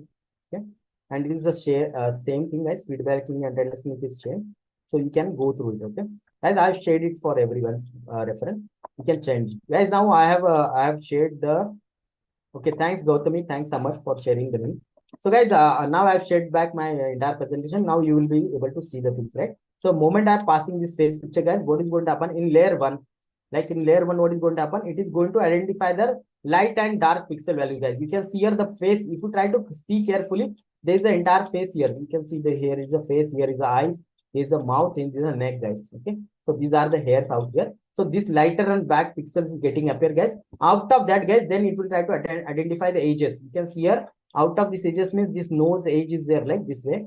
The mouth is there, the eye shapes are there, right? This kind of edges are getting appeared, guys. Here, vertical line, horizontal line, then some kind of a circle. So eyebrows is there, guys. You can see here. So entire eyebrow is getting generated. The edges are getting generated. And then from the edges, guys, it will try to combine the edges and combine the edges. Now you can see actual mouth is appearing, actual nose is appearing, eyebrow is appearing, upper lips is appearing.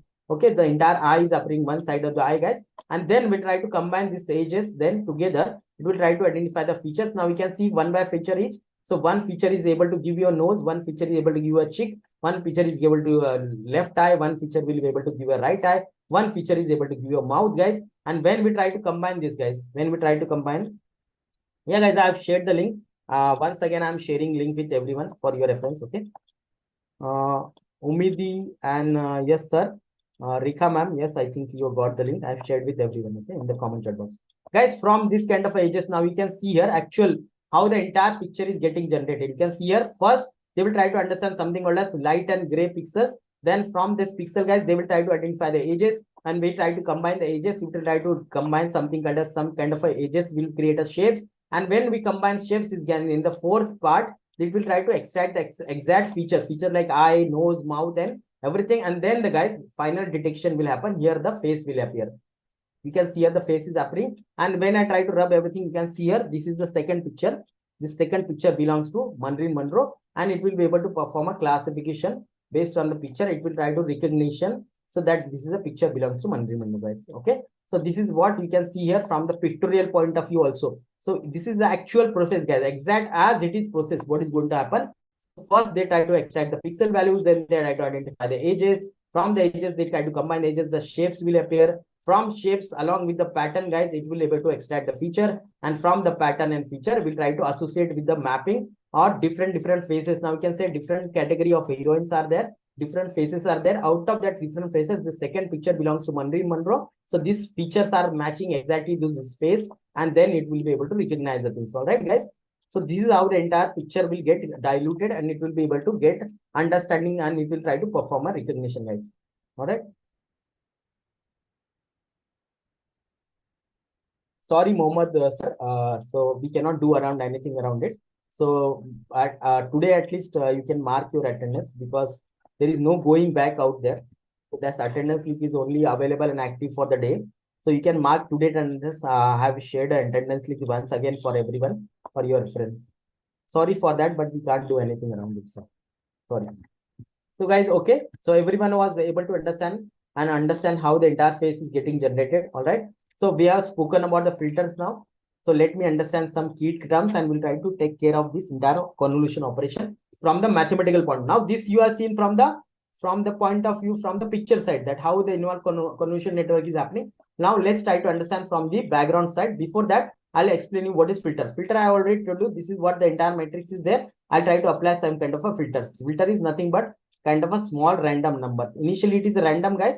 So this kind of a 0 0 0 1 1 0 0 0 small matrix will be there, 1 0 0. Okay, so this kind of a matrix will be there. This is the number of random numbers initially, and then our neural network will try to learn these things. Okay, random number matrix, that is called as my filter, correct? So this is what these filters are now responsible, guys, to extract the features, something called as features. And features are nothing but, you guys can understand here, features are small parts, body parts, or whenever it is talking about the object, small parts, right? And when we try to combine the feature, entire image will appear.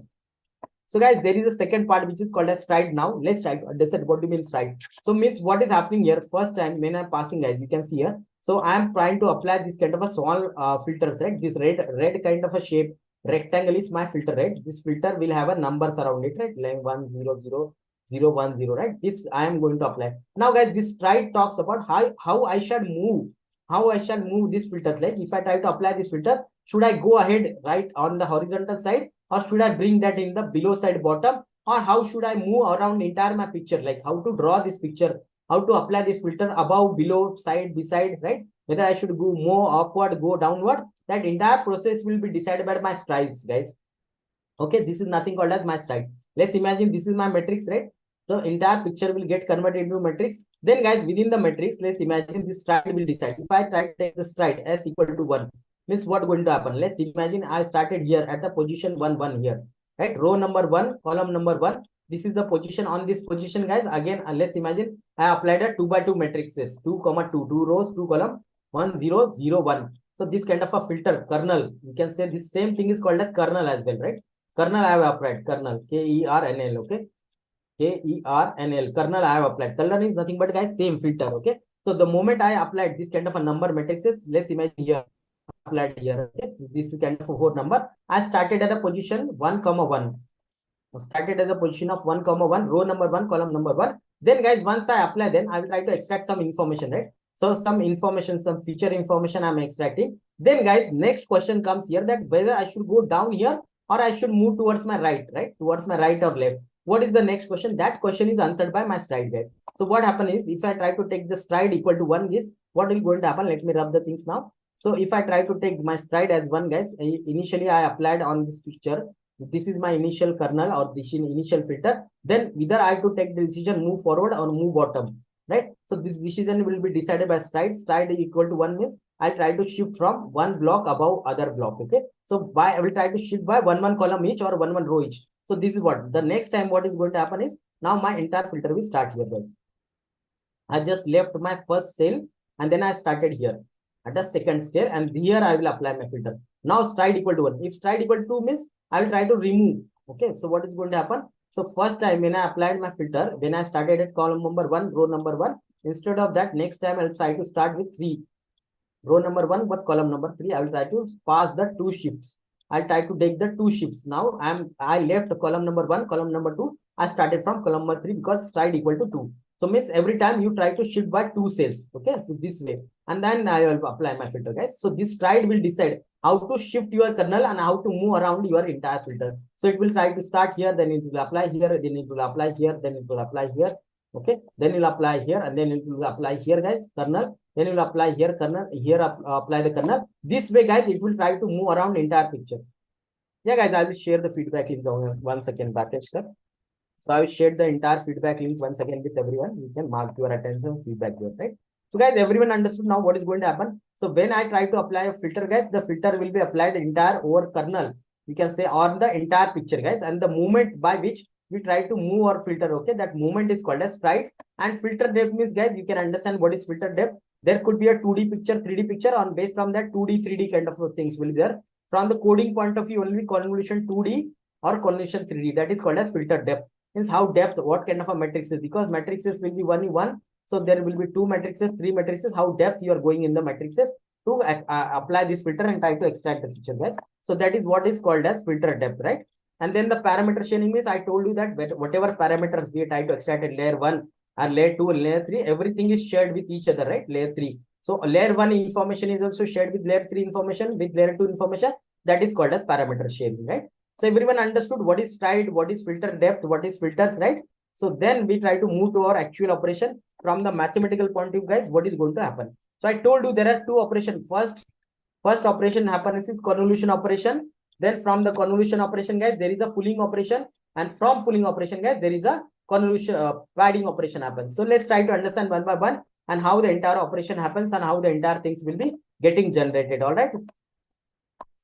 Okay, attendance, yes, guys, I am sharing once again with everyone in the common chat box the entire attendance link. You can mark there. Okay, Nusrat ma'am, I think you are able to get the link. All right. So guys, everyone, I have shared once again the entire feedback link and attendance link. It is shared. So you can mark your attendance out here, right? So guys, let's try to understand now this operation, and we'll try to rest our class here. And tomorrow we'll try to implement the coding part. Okay. So let's try to understand this convolution operation. So let me note down again.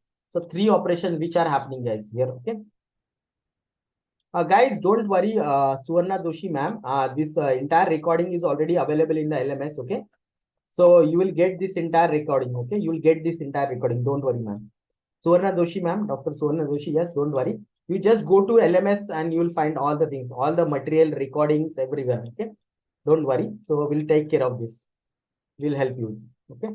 So guys, these 3 operations are going to happen here. So I told you first operation which happens and through which we try to extract the features. Feature extraction means if I'm passing my entire face, I'll try to extract my nose, I try to extract my eyes, I'll try to extract my mouth, teeth, everything, my skin tone, my skin color, my beard, everything, and then I'll try to combine them. And by combining them, I'll understand, okay, this is Vikas. Okay.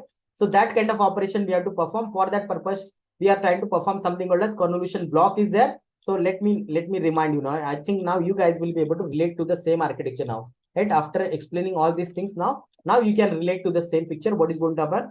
Moment you pass the picture, guys, the picture will get converted into the matrices here. So on the matrices, guys, the first operation will happen here. So this entire block, first block of operation, this block is called as convolution block here. So now we can relate here. This is the first block operation going to happen. Then the second block operation going to happen is flattening layer. Okay, flattening layer. This third block is there, guys. This third block says artificial neural network, and then we get our y hat output, right? So then in the end, you will try to understand whether this is a zebra, horse, or dog, right? So now you can relate now what is happening, right? So these matrices are there. On these matrices, I am going to apply this kind of a random number matrices, right? So 0, 1, 0, 1, 1, 0, this kind of a number of filters I will apply. Now, next question you should ask, how many filters should I apply? How many filters should I apply? What kind of a filter should I apply? What kind of a number should I take, right? So that initially generated with the random numbers first, then our neural network, convolution neural network, artificial neural network, along with the weights and biases, it will try to understand the numbers, what numbers I should apply, so that I can extract the feature. So I can get a head of the zebra, I can get a tail of the zebra, I can get the skin of the zebra. All individual parts responsible, numbers responsible to extract the feature will be learned by our convolution neural network. You don't have to do anything. Initially, you have to pass. What you have to do then? What is your job? Your job is to understand what kind of architecture I have to create, how many filters I will be passing, what kind of a layers I will be taking, what kind of a flattening operation will be there, how many neurons should be there. That architecture you can create if you want from the scratch, right? So that from the scratch, we'll try to learn all these things. All right, guys. Now I think you can relate to convolution block. In the convolution block, I told you 3 operations will happen: padding, pulling, and the convolution operation. Before that, I explained you that this entire picture get converted into the matrix. Then we apply level 1, level 2, level 3, all level 3 kind of a kernels. Kernel is nothing but our kind of a filters. And by applying the filter, guys, in the end, here we get our features, right? Here we get our feature.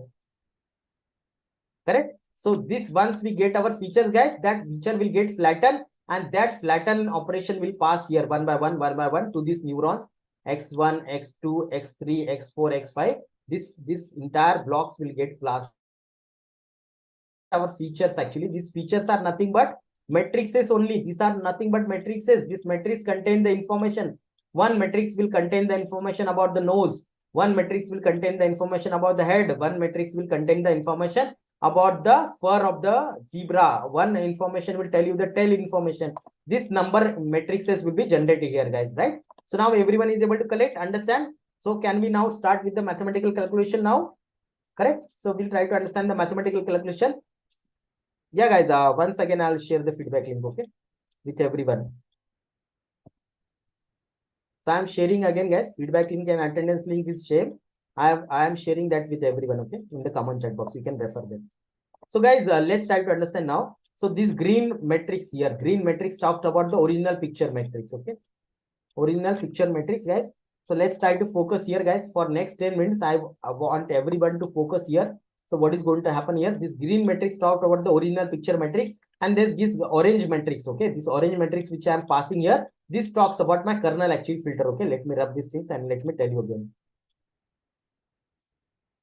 Okay, so guys, let's try to concentrate here for 5 to 10 minutes. Very, very important operation is going to happen now. I'm trying to tell you the what kind of a convolution operation will happen here, and then by end of it, we'll try to understand how the exact filters are getting applied. Okay, so what I'm trying to understand is whatever the filter we are talking about, this orange matrix, guys, this orange matrix is getting applied here. This orange matrix talks about my filters actually. I have filters. Okay, filters are nothing but, guys, kernels actually. Kernel, you have to decide the size of the kernel, number of the kernel, everything I'll try to explain when we'll try to code around it, right? So when we try to generate code, guys, now what is going to happen is, now this, let's imagine, guys, let's imagine what is going to happen here. So in the background, there is a green matrix. This green matrix talked about my original image, guys, original image, okay? This matrix. On top of that, when the image is getting converted to the matrix, guys, and then on the top of this matrix, I am going to apply this kind of orange matrix, guys. This kind of orange matrix I applied. So what matrix I applied? 3 by 3 filter now. So I am applying 3 by 3 filter, and by using that 3 by 3 filter, guys, now you can ask me why I have taken this kind of number, and let me write the original number here. This 3 by 3 matrix I am applying here, and on the 3 by 3 matrix, this number, these capital numbers, that talks about the original matrix number, and the small numbers you see here in the red color, guys, that red color numbers are my matrix numbers, actually filter numbers. Okay, so let me write those filter numbers here. 1, 0, okay, 1. So this is my first layer. Then second row is, guys, 0, 1, 0, 0, 1, 0, and the third one is 1, 0, 1, 1, 0, 1. This is the filter I am applying, guys. Okay, so this is my filter number, original number. The capital number which you are seeing here, 111, and 001. This belongs to original matrix. Okay, original green matrix. Now let's imagine when I'm trying to talk about convolution operation, what is going to happen, guys? So I am going to apply this kind of a 3 by 3 filter here. Okay, so this 3 by 3 filter, guys, I am sharing once again, Rakesh sir. I'm sharing again feedback link, so you can take it from there. Okay, in the chat box I've shared once again. All right, guys. So what I'm going to happen is I'm going to apply this filter now, And then by applying the filter, guys, by applying the filter, now we can see here what kind of operation is going to happen. Let me write the operations here. So guys, there is a two matrices now, right? There are two matrices. One matrix I am talking about the filter, and one is original matrix. Okay, one is original matrix. Let's try to understand this. What is going to happen here? Okay, so what is going to happen is the moment I am passing this matrix means there is a matrix multiplication going to happen, guys. Okay, so multiplication is going to happen. Let's try to understand. So I am taking row by row. So I am taking first cell and taking and trying to apply here with the first cell from the original matrix. Okay, so I am writing capital 1 and it will get multiplied by the small one, guys. So this is 1, then plus, then I'm coming to cell number 2 here. Again, the capital 1, that is original matrix, that will get applied by 0. So I'm going to apply 0. Then plus, that will be third number is again capital 1 from the original matrix. It is getting multiplied by my third number here from the filter, that is small 1, right? So this is what the first row. Plus, there will be now, I'm coming to this row now. So there is a capital number is 0 multiplied by here also I was 0. So plus, guys, second number in the row 2, I am going to second cell here, and this is capital 1 now. Capital 1 will get multiplied by this one, small 1. So here also cell 2 in row number 2, this is now 1. And plus, guys, there will be third number will be 1, capital 1, and capital 1 will get multiplied by small 1. Small 1 will have a 0 number. So this is my row 2, guys. And then the third row, I am coming here, third row, capital 0. So capital 0 will get multiplied by small 1. So there is a 1 out here. So 1 plus, guys, then second capital 0, that is getting multiplied by once again by small 0 here. So small 0 and plus, guys, plus there is a capital 1 will be there multiplied by small 1. Capital 1. So I am writing capital 1 getting multiplied by 1. So this operation will happen, guys, here. This kind of operation is going to happen. And out of this operation, guys, if you try to sum this entire calculation, if I try to sum the entire calculation, guys, I will receive number 4 here. So that number 4 I am written here, guys, number 4 here. Okay. So number 4 I have written here. Then, guys, what is going to happen? Then what is going to happen? Yeah, guys, I am sharing once again the feedback link and entire attendance link. It is the same link, guys. So you can refer to the chat box. I have shared once again. Okay. Guys, this operation has happened now. I apply first time this filter. This capital letter belongs to the original matrix. There's a small number belong to this one. Matrix multiplication will happen, guys, this way. And I will be able to generate the number 4 here, right? First number is getting generated. Then, guys, what is going to happen? Then let's try to understand. Now, I'm going to shift. I'm going to shift, right? By stride. My stride. Stride will tell me how to shift, right? So now, guys, I'm going to shift my stride equal to 1 means I'm going to shift my filter 3 by filter here. See here. This is how it will get shifted here, right? So I'm going to shift here, and this is where the operation will start now, guys. So this is what the shifting will be done. Now you can see the picture number 2 also talks about the same thing, guys. Here. So we shifted by one cell here, correct? Yeah, Nirmala ma'am, I'm sharing once again, okay? Feedback form link everywhere. Guys, once again, I've shared to everyone in the chat box. You can please take it from there, okay? So guys, now what is happening in picture 2, now we can see here. So now I have shifted by one cell. You can see one cell is now shifted.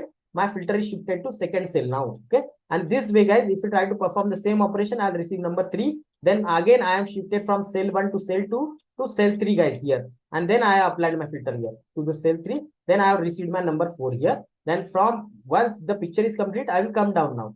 So because I shifted one cell, then 2 cell, 3 cell, the matrix is complete. Then I will come down, guys, here. See here. I have come down. Now I will try to perform this operation. I will receive my number 2 here. So this way, guys, then I am shifting one more time. And this way, entirely, my entire new matrix will get generated when I try to apply, guys. And this matrix will become my resultant features. So this is the feature I have created, guys. Understood, everyone, how the feature is getting generated? So I have applied a 3 by 3 matrix on my entire 6 by 6, right? Not 6 by 6, 1, 2, 3, 4, 5, right? 5 by 5 matrix, guys. 5 by 5 matrix. Okay, guys.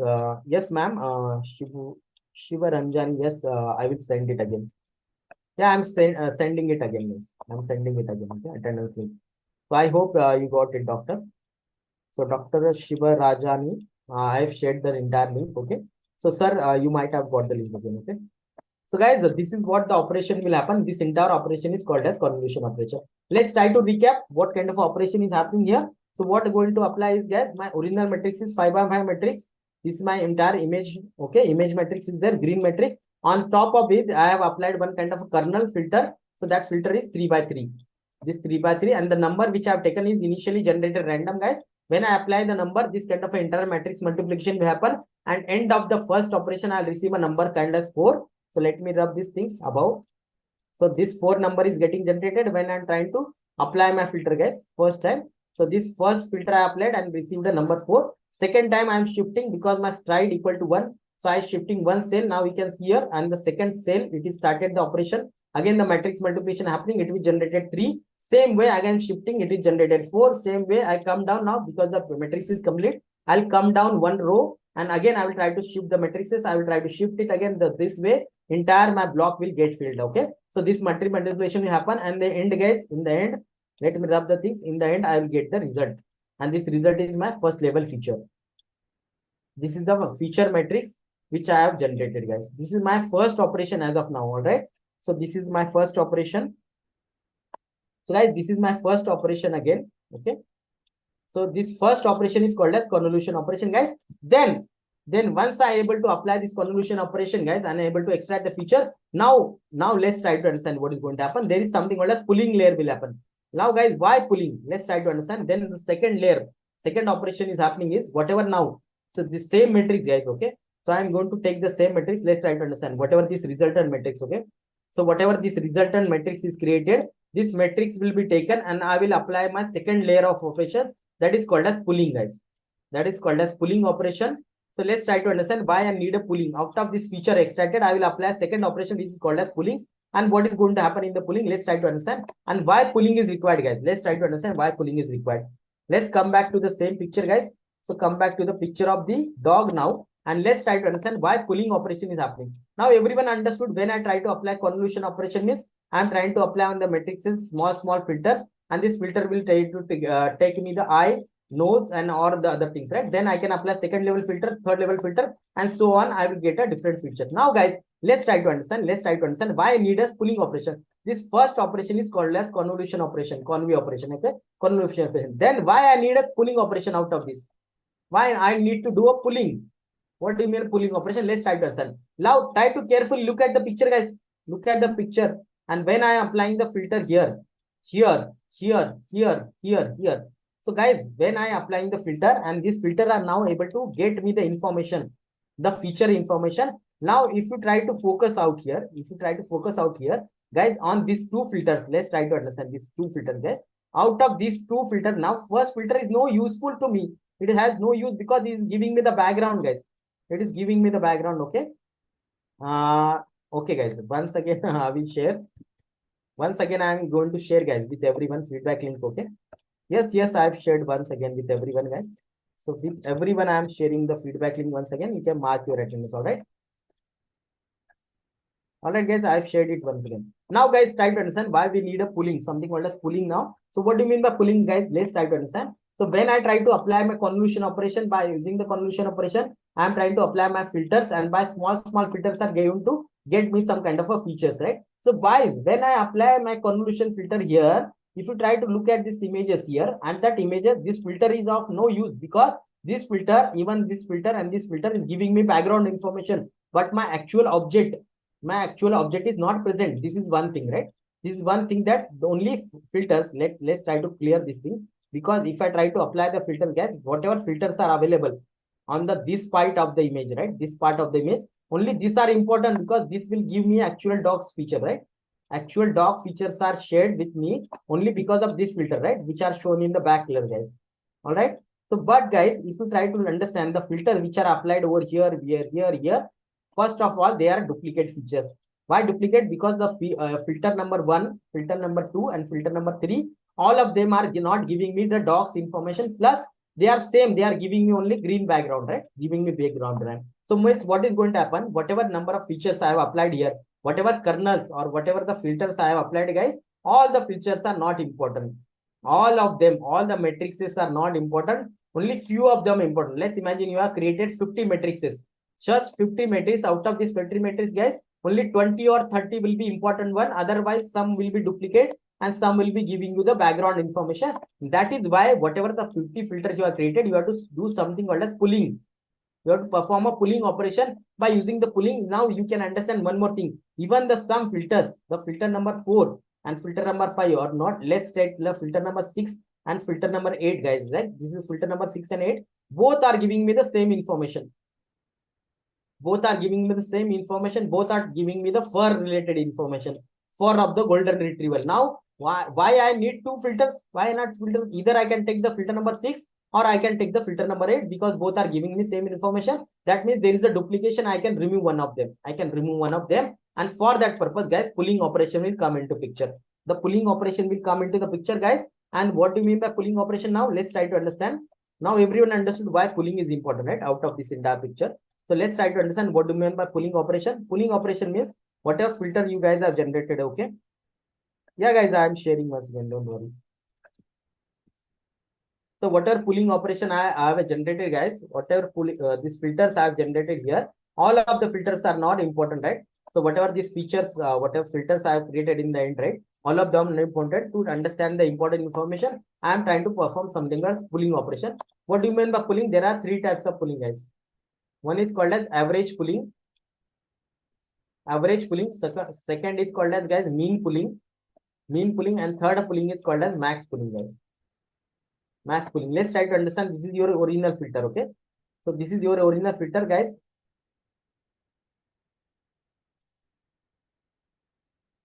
Yeah, okay, guys. I will try to share with you, okay? Don't worry. So guys, let's try to understand. Let's try to understand what is going to happen, guys. So what is happening is, guys, that we are going to get, guys, this kind of a multiple filters. Out of that filter, I have to understand which are my important filters, which will give me information, right? So what I am going to do is, let's imagine this is your feature filter, okay? In the feature filter, guys, I am going to apply something called, let's imagine here, max pulling. Max pulling means what? Let's imagine, again, you have to decide what kind of a max pulling filter you have to apply. Let's imagine I am applying some kind of a max pulling filter, which is 2 by 2. Now, when I apply, guys, my first 2 by 2, what I am going to do is, if I say max means out of these two filters, whatever filter I applied here, 2 by 2 filter, I try to take my maximum number first. So if I try to apply this orange filter now, what is my maximum number? 6. So I'm writing 6 here. So that's why I got 6. Then second time, green filter I applied, 2 by 2 filter. So what is the maximum number? 8. So I got 8, guys. So again, same thing. I'm going to apply my 2 by 2 filter here, blue filter. So what is my maximum number? 3, guys. And then fourth gray filter, max number is 4. So this way, guys, I'm trying to take the max number. So this is called as max pulling. So instead of taking the maximum number, if you try to take the least number like this, what is going to happen?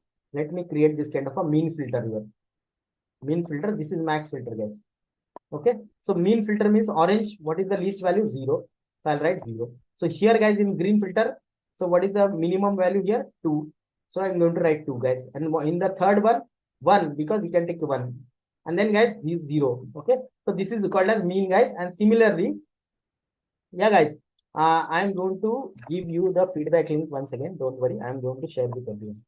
All right, guys. So the way now what I'm going to do is, by applying this kind of a pulling, guys, I'm trying to extract the important information, because if I can apply maximum filter, I can mean my apply filter, mean filter, and the average filter, guys, will be this way. I'm going to take the average of these values.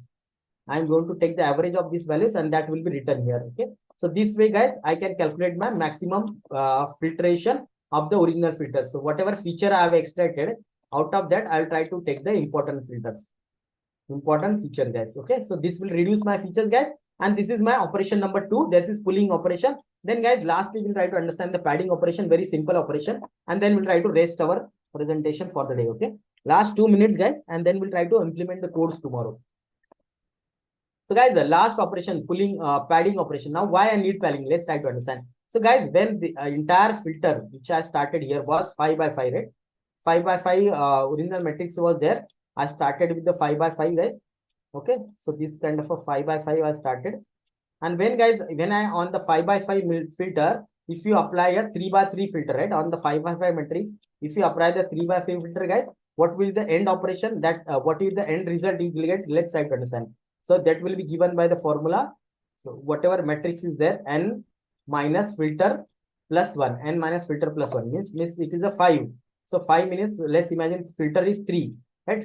So 3 size filter you are applying. 5 by 5 is the original matrix. Okay. 5 by 5 matrix is original matrix. So that will be called as n. So that given by resultant matrix, what will be the dimension of the result matrix? So dimension of the resultant matrix will be n means 5. Original was 5 by 5. On the top of that, you apply 3 by 3 filter, right? 3 by 3 filter. So that will be taking as f now filter 3 n minus f. So 5 minus 3 and plus 1, guys. This is going to happen. So 5 minus 3 will be 2 and plus 1 will be 3. So resultant matrix will be 3 by 3, guys. So resultant dimension will be 3 by 3. So what happened is, guys, you started with 5 by 5 and you ended up with 3 by 3. Now imagine on 3 by 3, if you again apply filter, this way, guys, your information is getting lost actually, right? So when you go one by one, so in order to gain back, guys, in order to gain back my original dimension, otherwise what will happen, guys? Yeah, guys, I will I will send 1 second. Okay, I'm sending 1 second feedback link to everyone. All right, guys. So I have shared with 1 second feedback link. Guys, what is happening is, try to understand padding means what. So whatever result I got, right, by you applying, I started with 5 by 5. I started with the 5 by 5 matrix and I applied a 3 by 3 filter. And what is my formula? What will be the resultant dimension? So n minus f. N is my original dimension minus f is filter and plus 1. So this will become my resultant matrix. Resultant matrix will be of this shape. Resultant shape will be this one. And by using this calculation, 5 was original, applied the 3, which become 2 and plus 1, which become the 3. The result is 3, guys. So what happened? I started with 5 by 5. I ended with 3 by 3. Means 2 layer of information I lost. So for that purpose, guys, there is something called as padding. Padding means what happened? Let's imagine this is what the result you got after that, right? Resultant shape. So guys, I'm going to add a 1 layer above, 1 layer beside, this way, 1 layer in the bottom, and 1 layer one more side. So this kind of layering I am doing, extra cushioning. So I am trying to provide some extra cushion so that when I am trying to apply this kind of a padding cushion, guys. So now let's try to understand what is going to happen. So if you add a layer here above, beside and down, and also on the right and left hand side, if you apply the layer, guys, what will happen? Whatever the 3 by 3 matrices will there, that will end up with 1, 2, 3, 4, 5 and 1, 2, 3, 4, 5. So what happened? You gain back to your 5 by 5 matrix, right? So if you try to look at this, guys, if you try to look at this, when I try to add one more cushion of the layer, so 1 layer above, 1 layer beside, and 1 layer beside, and 1 layer in the bottom, guys. So whatever original filter was there, original filter is retrieved, guys. So that is called as padding. So what kind of a padding I should apply? The same padding, 0 padding or 1 padding, guys. Same 0 or 1. So means what? So 0 padding means everywhere I'll apply 0, 0, 0, 0. Whatever extra rows and column I have added here, so that is called as padding, guys. So that will apply as a 0, 0, 0 everywhere. So every number will be 0. That is called as 0 padding. 1 padding means, guys, what will happen? If I try to write a 1 padding, everywhere I'll apply one number. Number 1, number 1, 1, 1, 1, 1, 1, 1, 1, 1. So this will be also 1. This will be also 1. This will be 1. This will be 1. So every value will be 1, guys. That is called as 1 padding. 1 padding, 0 padding means 0 numbers. Whatever extra layer, row and column I added, by use, I am trying to regain, guys. My entire job is to regain my original matrix. So if I regain my original matrix, so I can create again layer 2, layer 3 filtering, and I can extract the more features. I can extract the more feature. That is why this operation is important, so that your information should not get lost. That's why I'm adding this padding, guys. And same padding means, so if I will try to take the besiding numbers. So numbers, let's imagine same padding means what? So what is my adjacent row? This is 0, so I will make it 0. Here 1, I'll make it 1. If it's 0, I will take it make 0. Here also 0, here also 0. So this is 1, I will try to make 1. This is 2, I will try to make 2. This is 2, I will try to make 2. This is 2. Means I am trying to copy my neighbor. I'm trying to copy my neighbor. This is 2. I'll try to copy 2. 2 here, 2 here. This is 1 and this is 0, guys. Means what I've done, the padding equal to same means I'm trying to copy the number from the adjacent layer, original matrix, what was there. Okay. So this way, guys, I'm trying to add one more layer of the cushion. And by adding the cushion this way, above, bottom, and beside, guys, I'm trying to regain my original dimensions. And this way, I can again, I'm ready to apply the more filters. I'm ready to apply the more filter and to extract the more important information out of it. So everyone is now clear what kind of operation happens in the background, guys. Sir, I did not attend day 1, but attendance since day 2, but I filled the attendance of day 3 and 4. Can you please check the video and if there is any on the day 2 and I can get any? No, guys, Sonia, not possible. Actually, that attendance link and feedback link is only available and active for the day.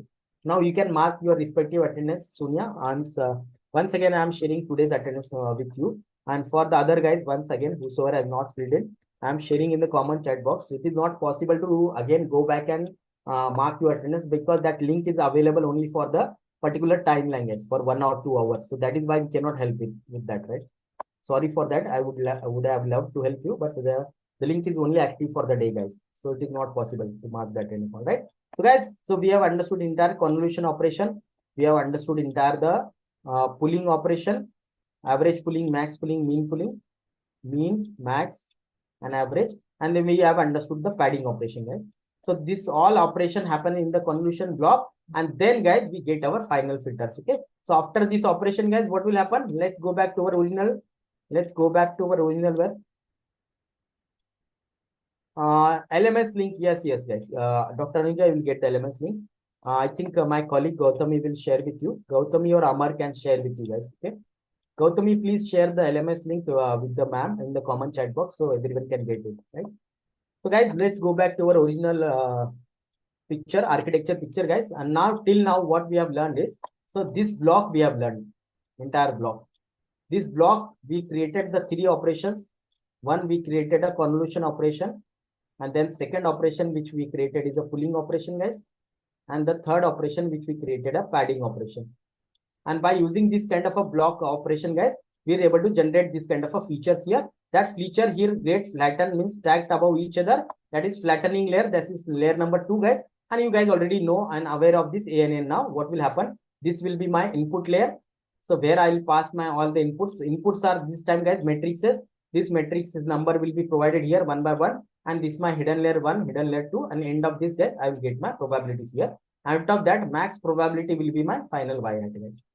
So now I guess everyone is very, very clear and now able to understand, okay, how to make presence in LMS. LMS, guys, Shweta ma'am, you can get the slides for the FPD for future reference in the LMS. So you have to refer to the LMS. There, every material and every presentation, every material, every code is available, right? Gautami has shared, guys, the link for this entire LMS, onlinelearning.xlr.com. This is the site where you can find the entire LMS. And I guess you guys are already aware how to find it, right? So guys, now everyone is clear. Now everyone understood how the entire convolution operation happens. You guys already aware how the ANN works, what kind of weights and biases will be calculated for W equal to WX plus B, and this way entire things will get learned. Only things we have learned is about the convolution block. If you add a convolution block, guys, it will be called as CNN then. Okay. And we have understood from the mathematical point of view also, and from the pictorial point of view also, right? Like this way, right? So the next presentation slide which we see in here. So you understood how when an entire actual picture will get convoluted and how the entire picture get appeared, right? Layer by layer. So what kind of a process happens? All right, guys. So we'll try to rest our session. I know it's already 10 minutes late. I know it is a vast presentation is there. So there is a very complex operation which is happening. So that's why we have to explain it in very well manner. I hope you enjoyed this entire session for the day, and you are able to understand entire operation from the pictorial point of view also, from mathematical calculation also, and what do you mean by entire computer vision, right? So everyone is very well aware now, and you guys know how to build one. So tomorrow we'll try to make a build one convolution neural network, guys, and we'll try to understand it, right? Josna, ma'am, thank you for your kind words, guys. Please let me know how did you find today's session. So hope everyone enjoyed and able to understand the entire complex operation which we have performed here, and how in reality actual picture is getting recognized by the convolution neural network, and same picture how it is getting converted into the human brain, right? So everyone now it can compare. Now you guys can tell everyone, right? So the moment you try to speak with someone else, now you know how this entire your phone is able to recognize your face, right? What operation happened in the background and what calculation happened in the background, right? Everyone is now very well aware, right? Yeah, guys, you have to, Anuja ma'am, you have to register to the website, then only you'll get the material, because you'll get access to the materials. And I will share, don't worry, tomorrow I'll try to share the material, okay?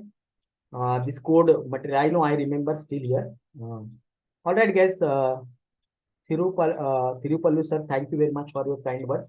So guys, please share your thoughts, your entire feedbacks, and please let me know if you have any questions, any queries.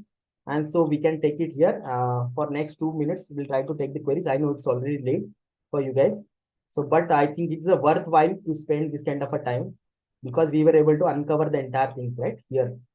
Thank you, Archana ma'am. Thank you, Kavita ma'am. And thank you, Joshna ma'am. Thank you. And thank you, Anuja ma'am, for your response. And thank you, sir ma'am. Thirupalu. I think I am able to pronounce it correctly. So guys, please let me know if you have any further questions, any doubts, anything. So please let me know. Aruna ma'am, thank you. Manoj sir, thank you. Professor Purnima ma'am, thank you. Prakash sir, thank you, thank you. Yeah. I'm sharing. Yes. Yeah, sir. I'm sharing. Yeah, I'm replying to you privately. Any other question, guys? Meanwhile, if you want me to explain, we'll try to understand how to apply these filters, everything in the code, guys. Don't worry, I'll explain you everything, each and everything. Janardhan sir, thank you. Janardhan Rao sir, thank you for your kind words. Okay. Yeah, guys, please let me know if you have any other questions, any other doubts. Thank you for your kind words, guys. Thank you very much.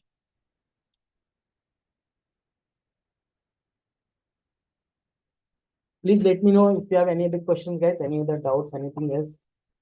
So I can explain you the same thing.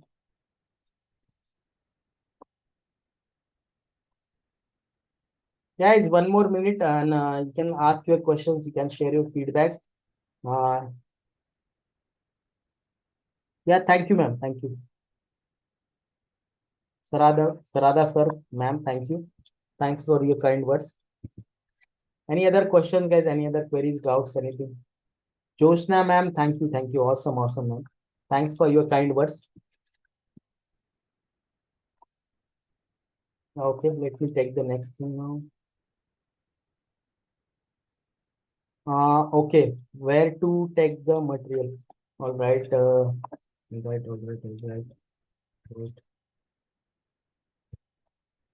Right, guys, one moment only. 1 minute. Let me see. Gautami, can you please like show it to the people like how to navigate to the LMS or something like that? Is it possible to showcase you this one right now? Or Amar, whosoever is available. So because ma'am, Anuja ma'am is asking for the same, if possible, or otherwise you can share the link like how to perform this entire presentation and everything.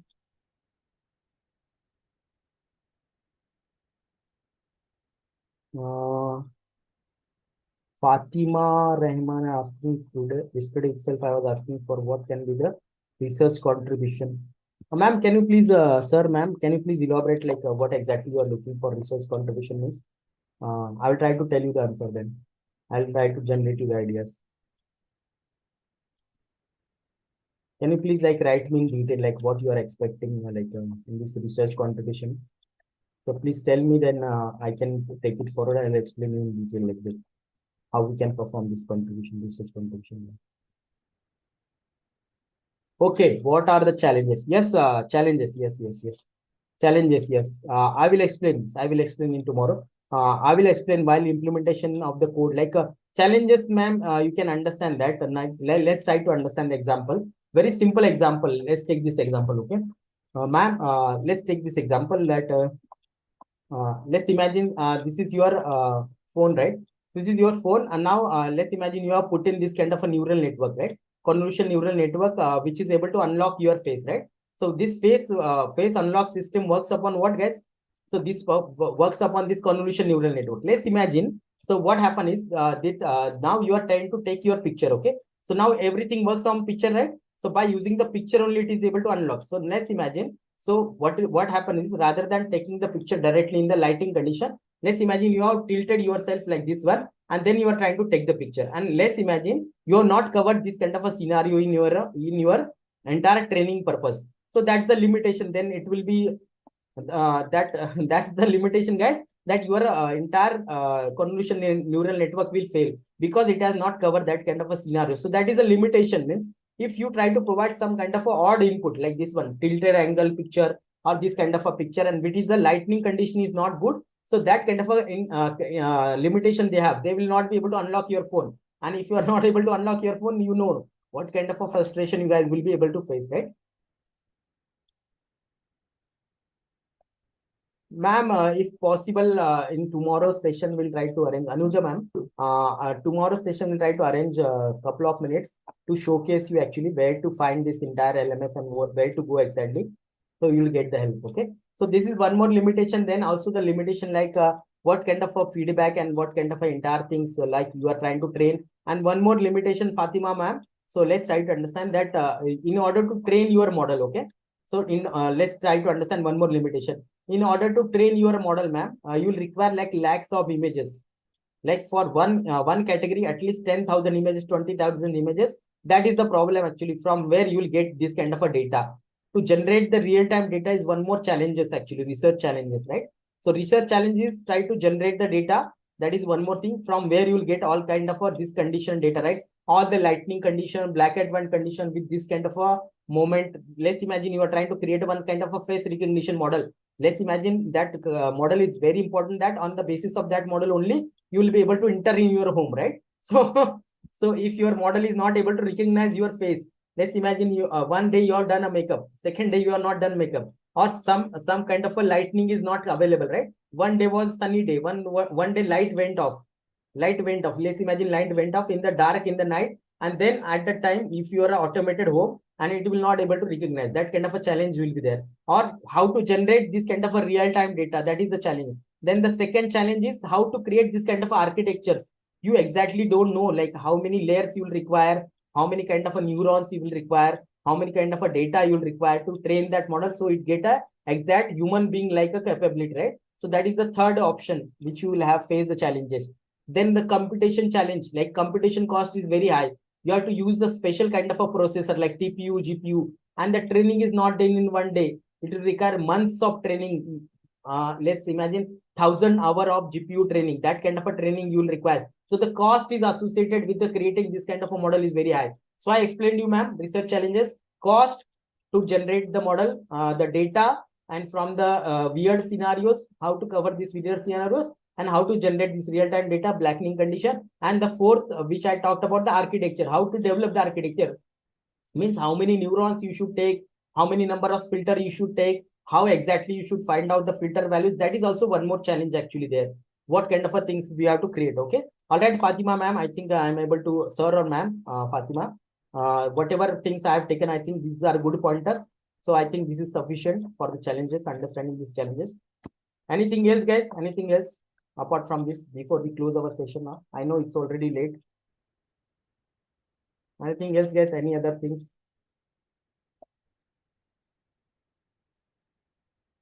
Yeah. Feedback link. Yes, guys, it is already shared. If you want, you can mark it again. I'll share it again. I think no more questions, I guess. If someone is still asking for the feedback link, guys, I'm going to share it once again with everyone. You can mark your attendance there and feedback. All right. So, guys, I think all of the questions are now. Malathi, ma'am, thank you for your kind words. We'll upload this all the material and everything. Sarvanna, sir, thank you. We'll upload everything in the LMS, guys. Don't worry. Yeah, these challenges will be addressed by trial and error. And the data part is very important. Like you have to generate all this kind of a data. That is the biggest challenge. How you generate the real-time data. That is the biggest challenge actually. Because one category of model will require 10,000 images. So how to generate the 10,000 images of the Vikas or real-time situation? Like if you try to take the medical kind of a diagnosis system, at that time, by looking at the X-ray, if you're trying to detect whether this person is COVID person or not, that time X-ray to generate that kind of a 10,000 X-rays for one person. So that is also challenge, okay? So that is also on trial and error. Architecture error is also trial and error. By using the trial and error, you can create the architecture, real-time architecture. Like how many layers, how many neurons, what kind of activation function, what kind of operation, what kind of a dropout, everything. All right. So I think these are good pointers you can understand. Yeah, yes, we can do augmentation. Yes, that's actually people do. So to come up with this kind of a challenges to they are creating image augmentation, and they're trying to fill in the duplicate images by using this image augmentation. And this is what they are doing in real time actually to create the data. Image augmentation is the one more solution. Awesome, awesome. Thanks for bringing this point, Rupali. Thank you. All right, guys. Then I think this is sufficient for the day. I don't want to waste your much of the time. It's already 20 minutes left, so we'll try to wind up our session for the day. It was really a good discussion. I guess everyone participated very well. So I would like to thank for everyone for their active participation.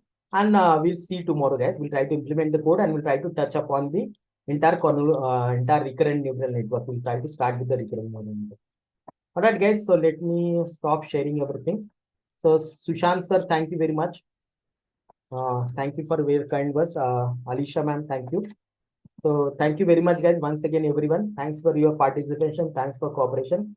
So we'll try to wind up our session now. Okay. Thank you very much. Good night, guys. Wish you good day ahead. Gautami, thank you. And we can wind up the session.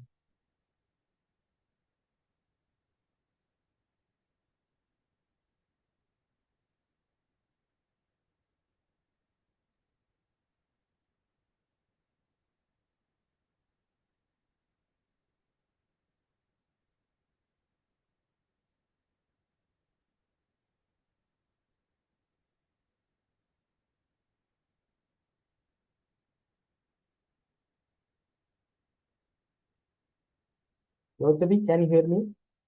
We can close the session for the day. Thank you very much.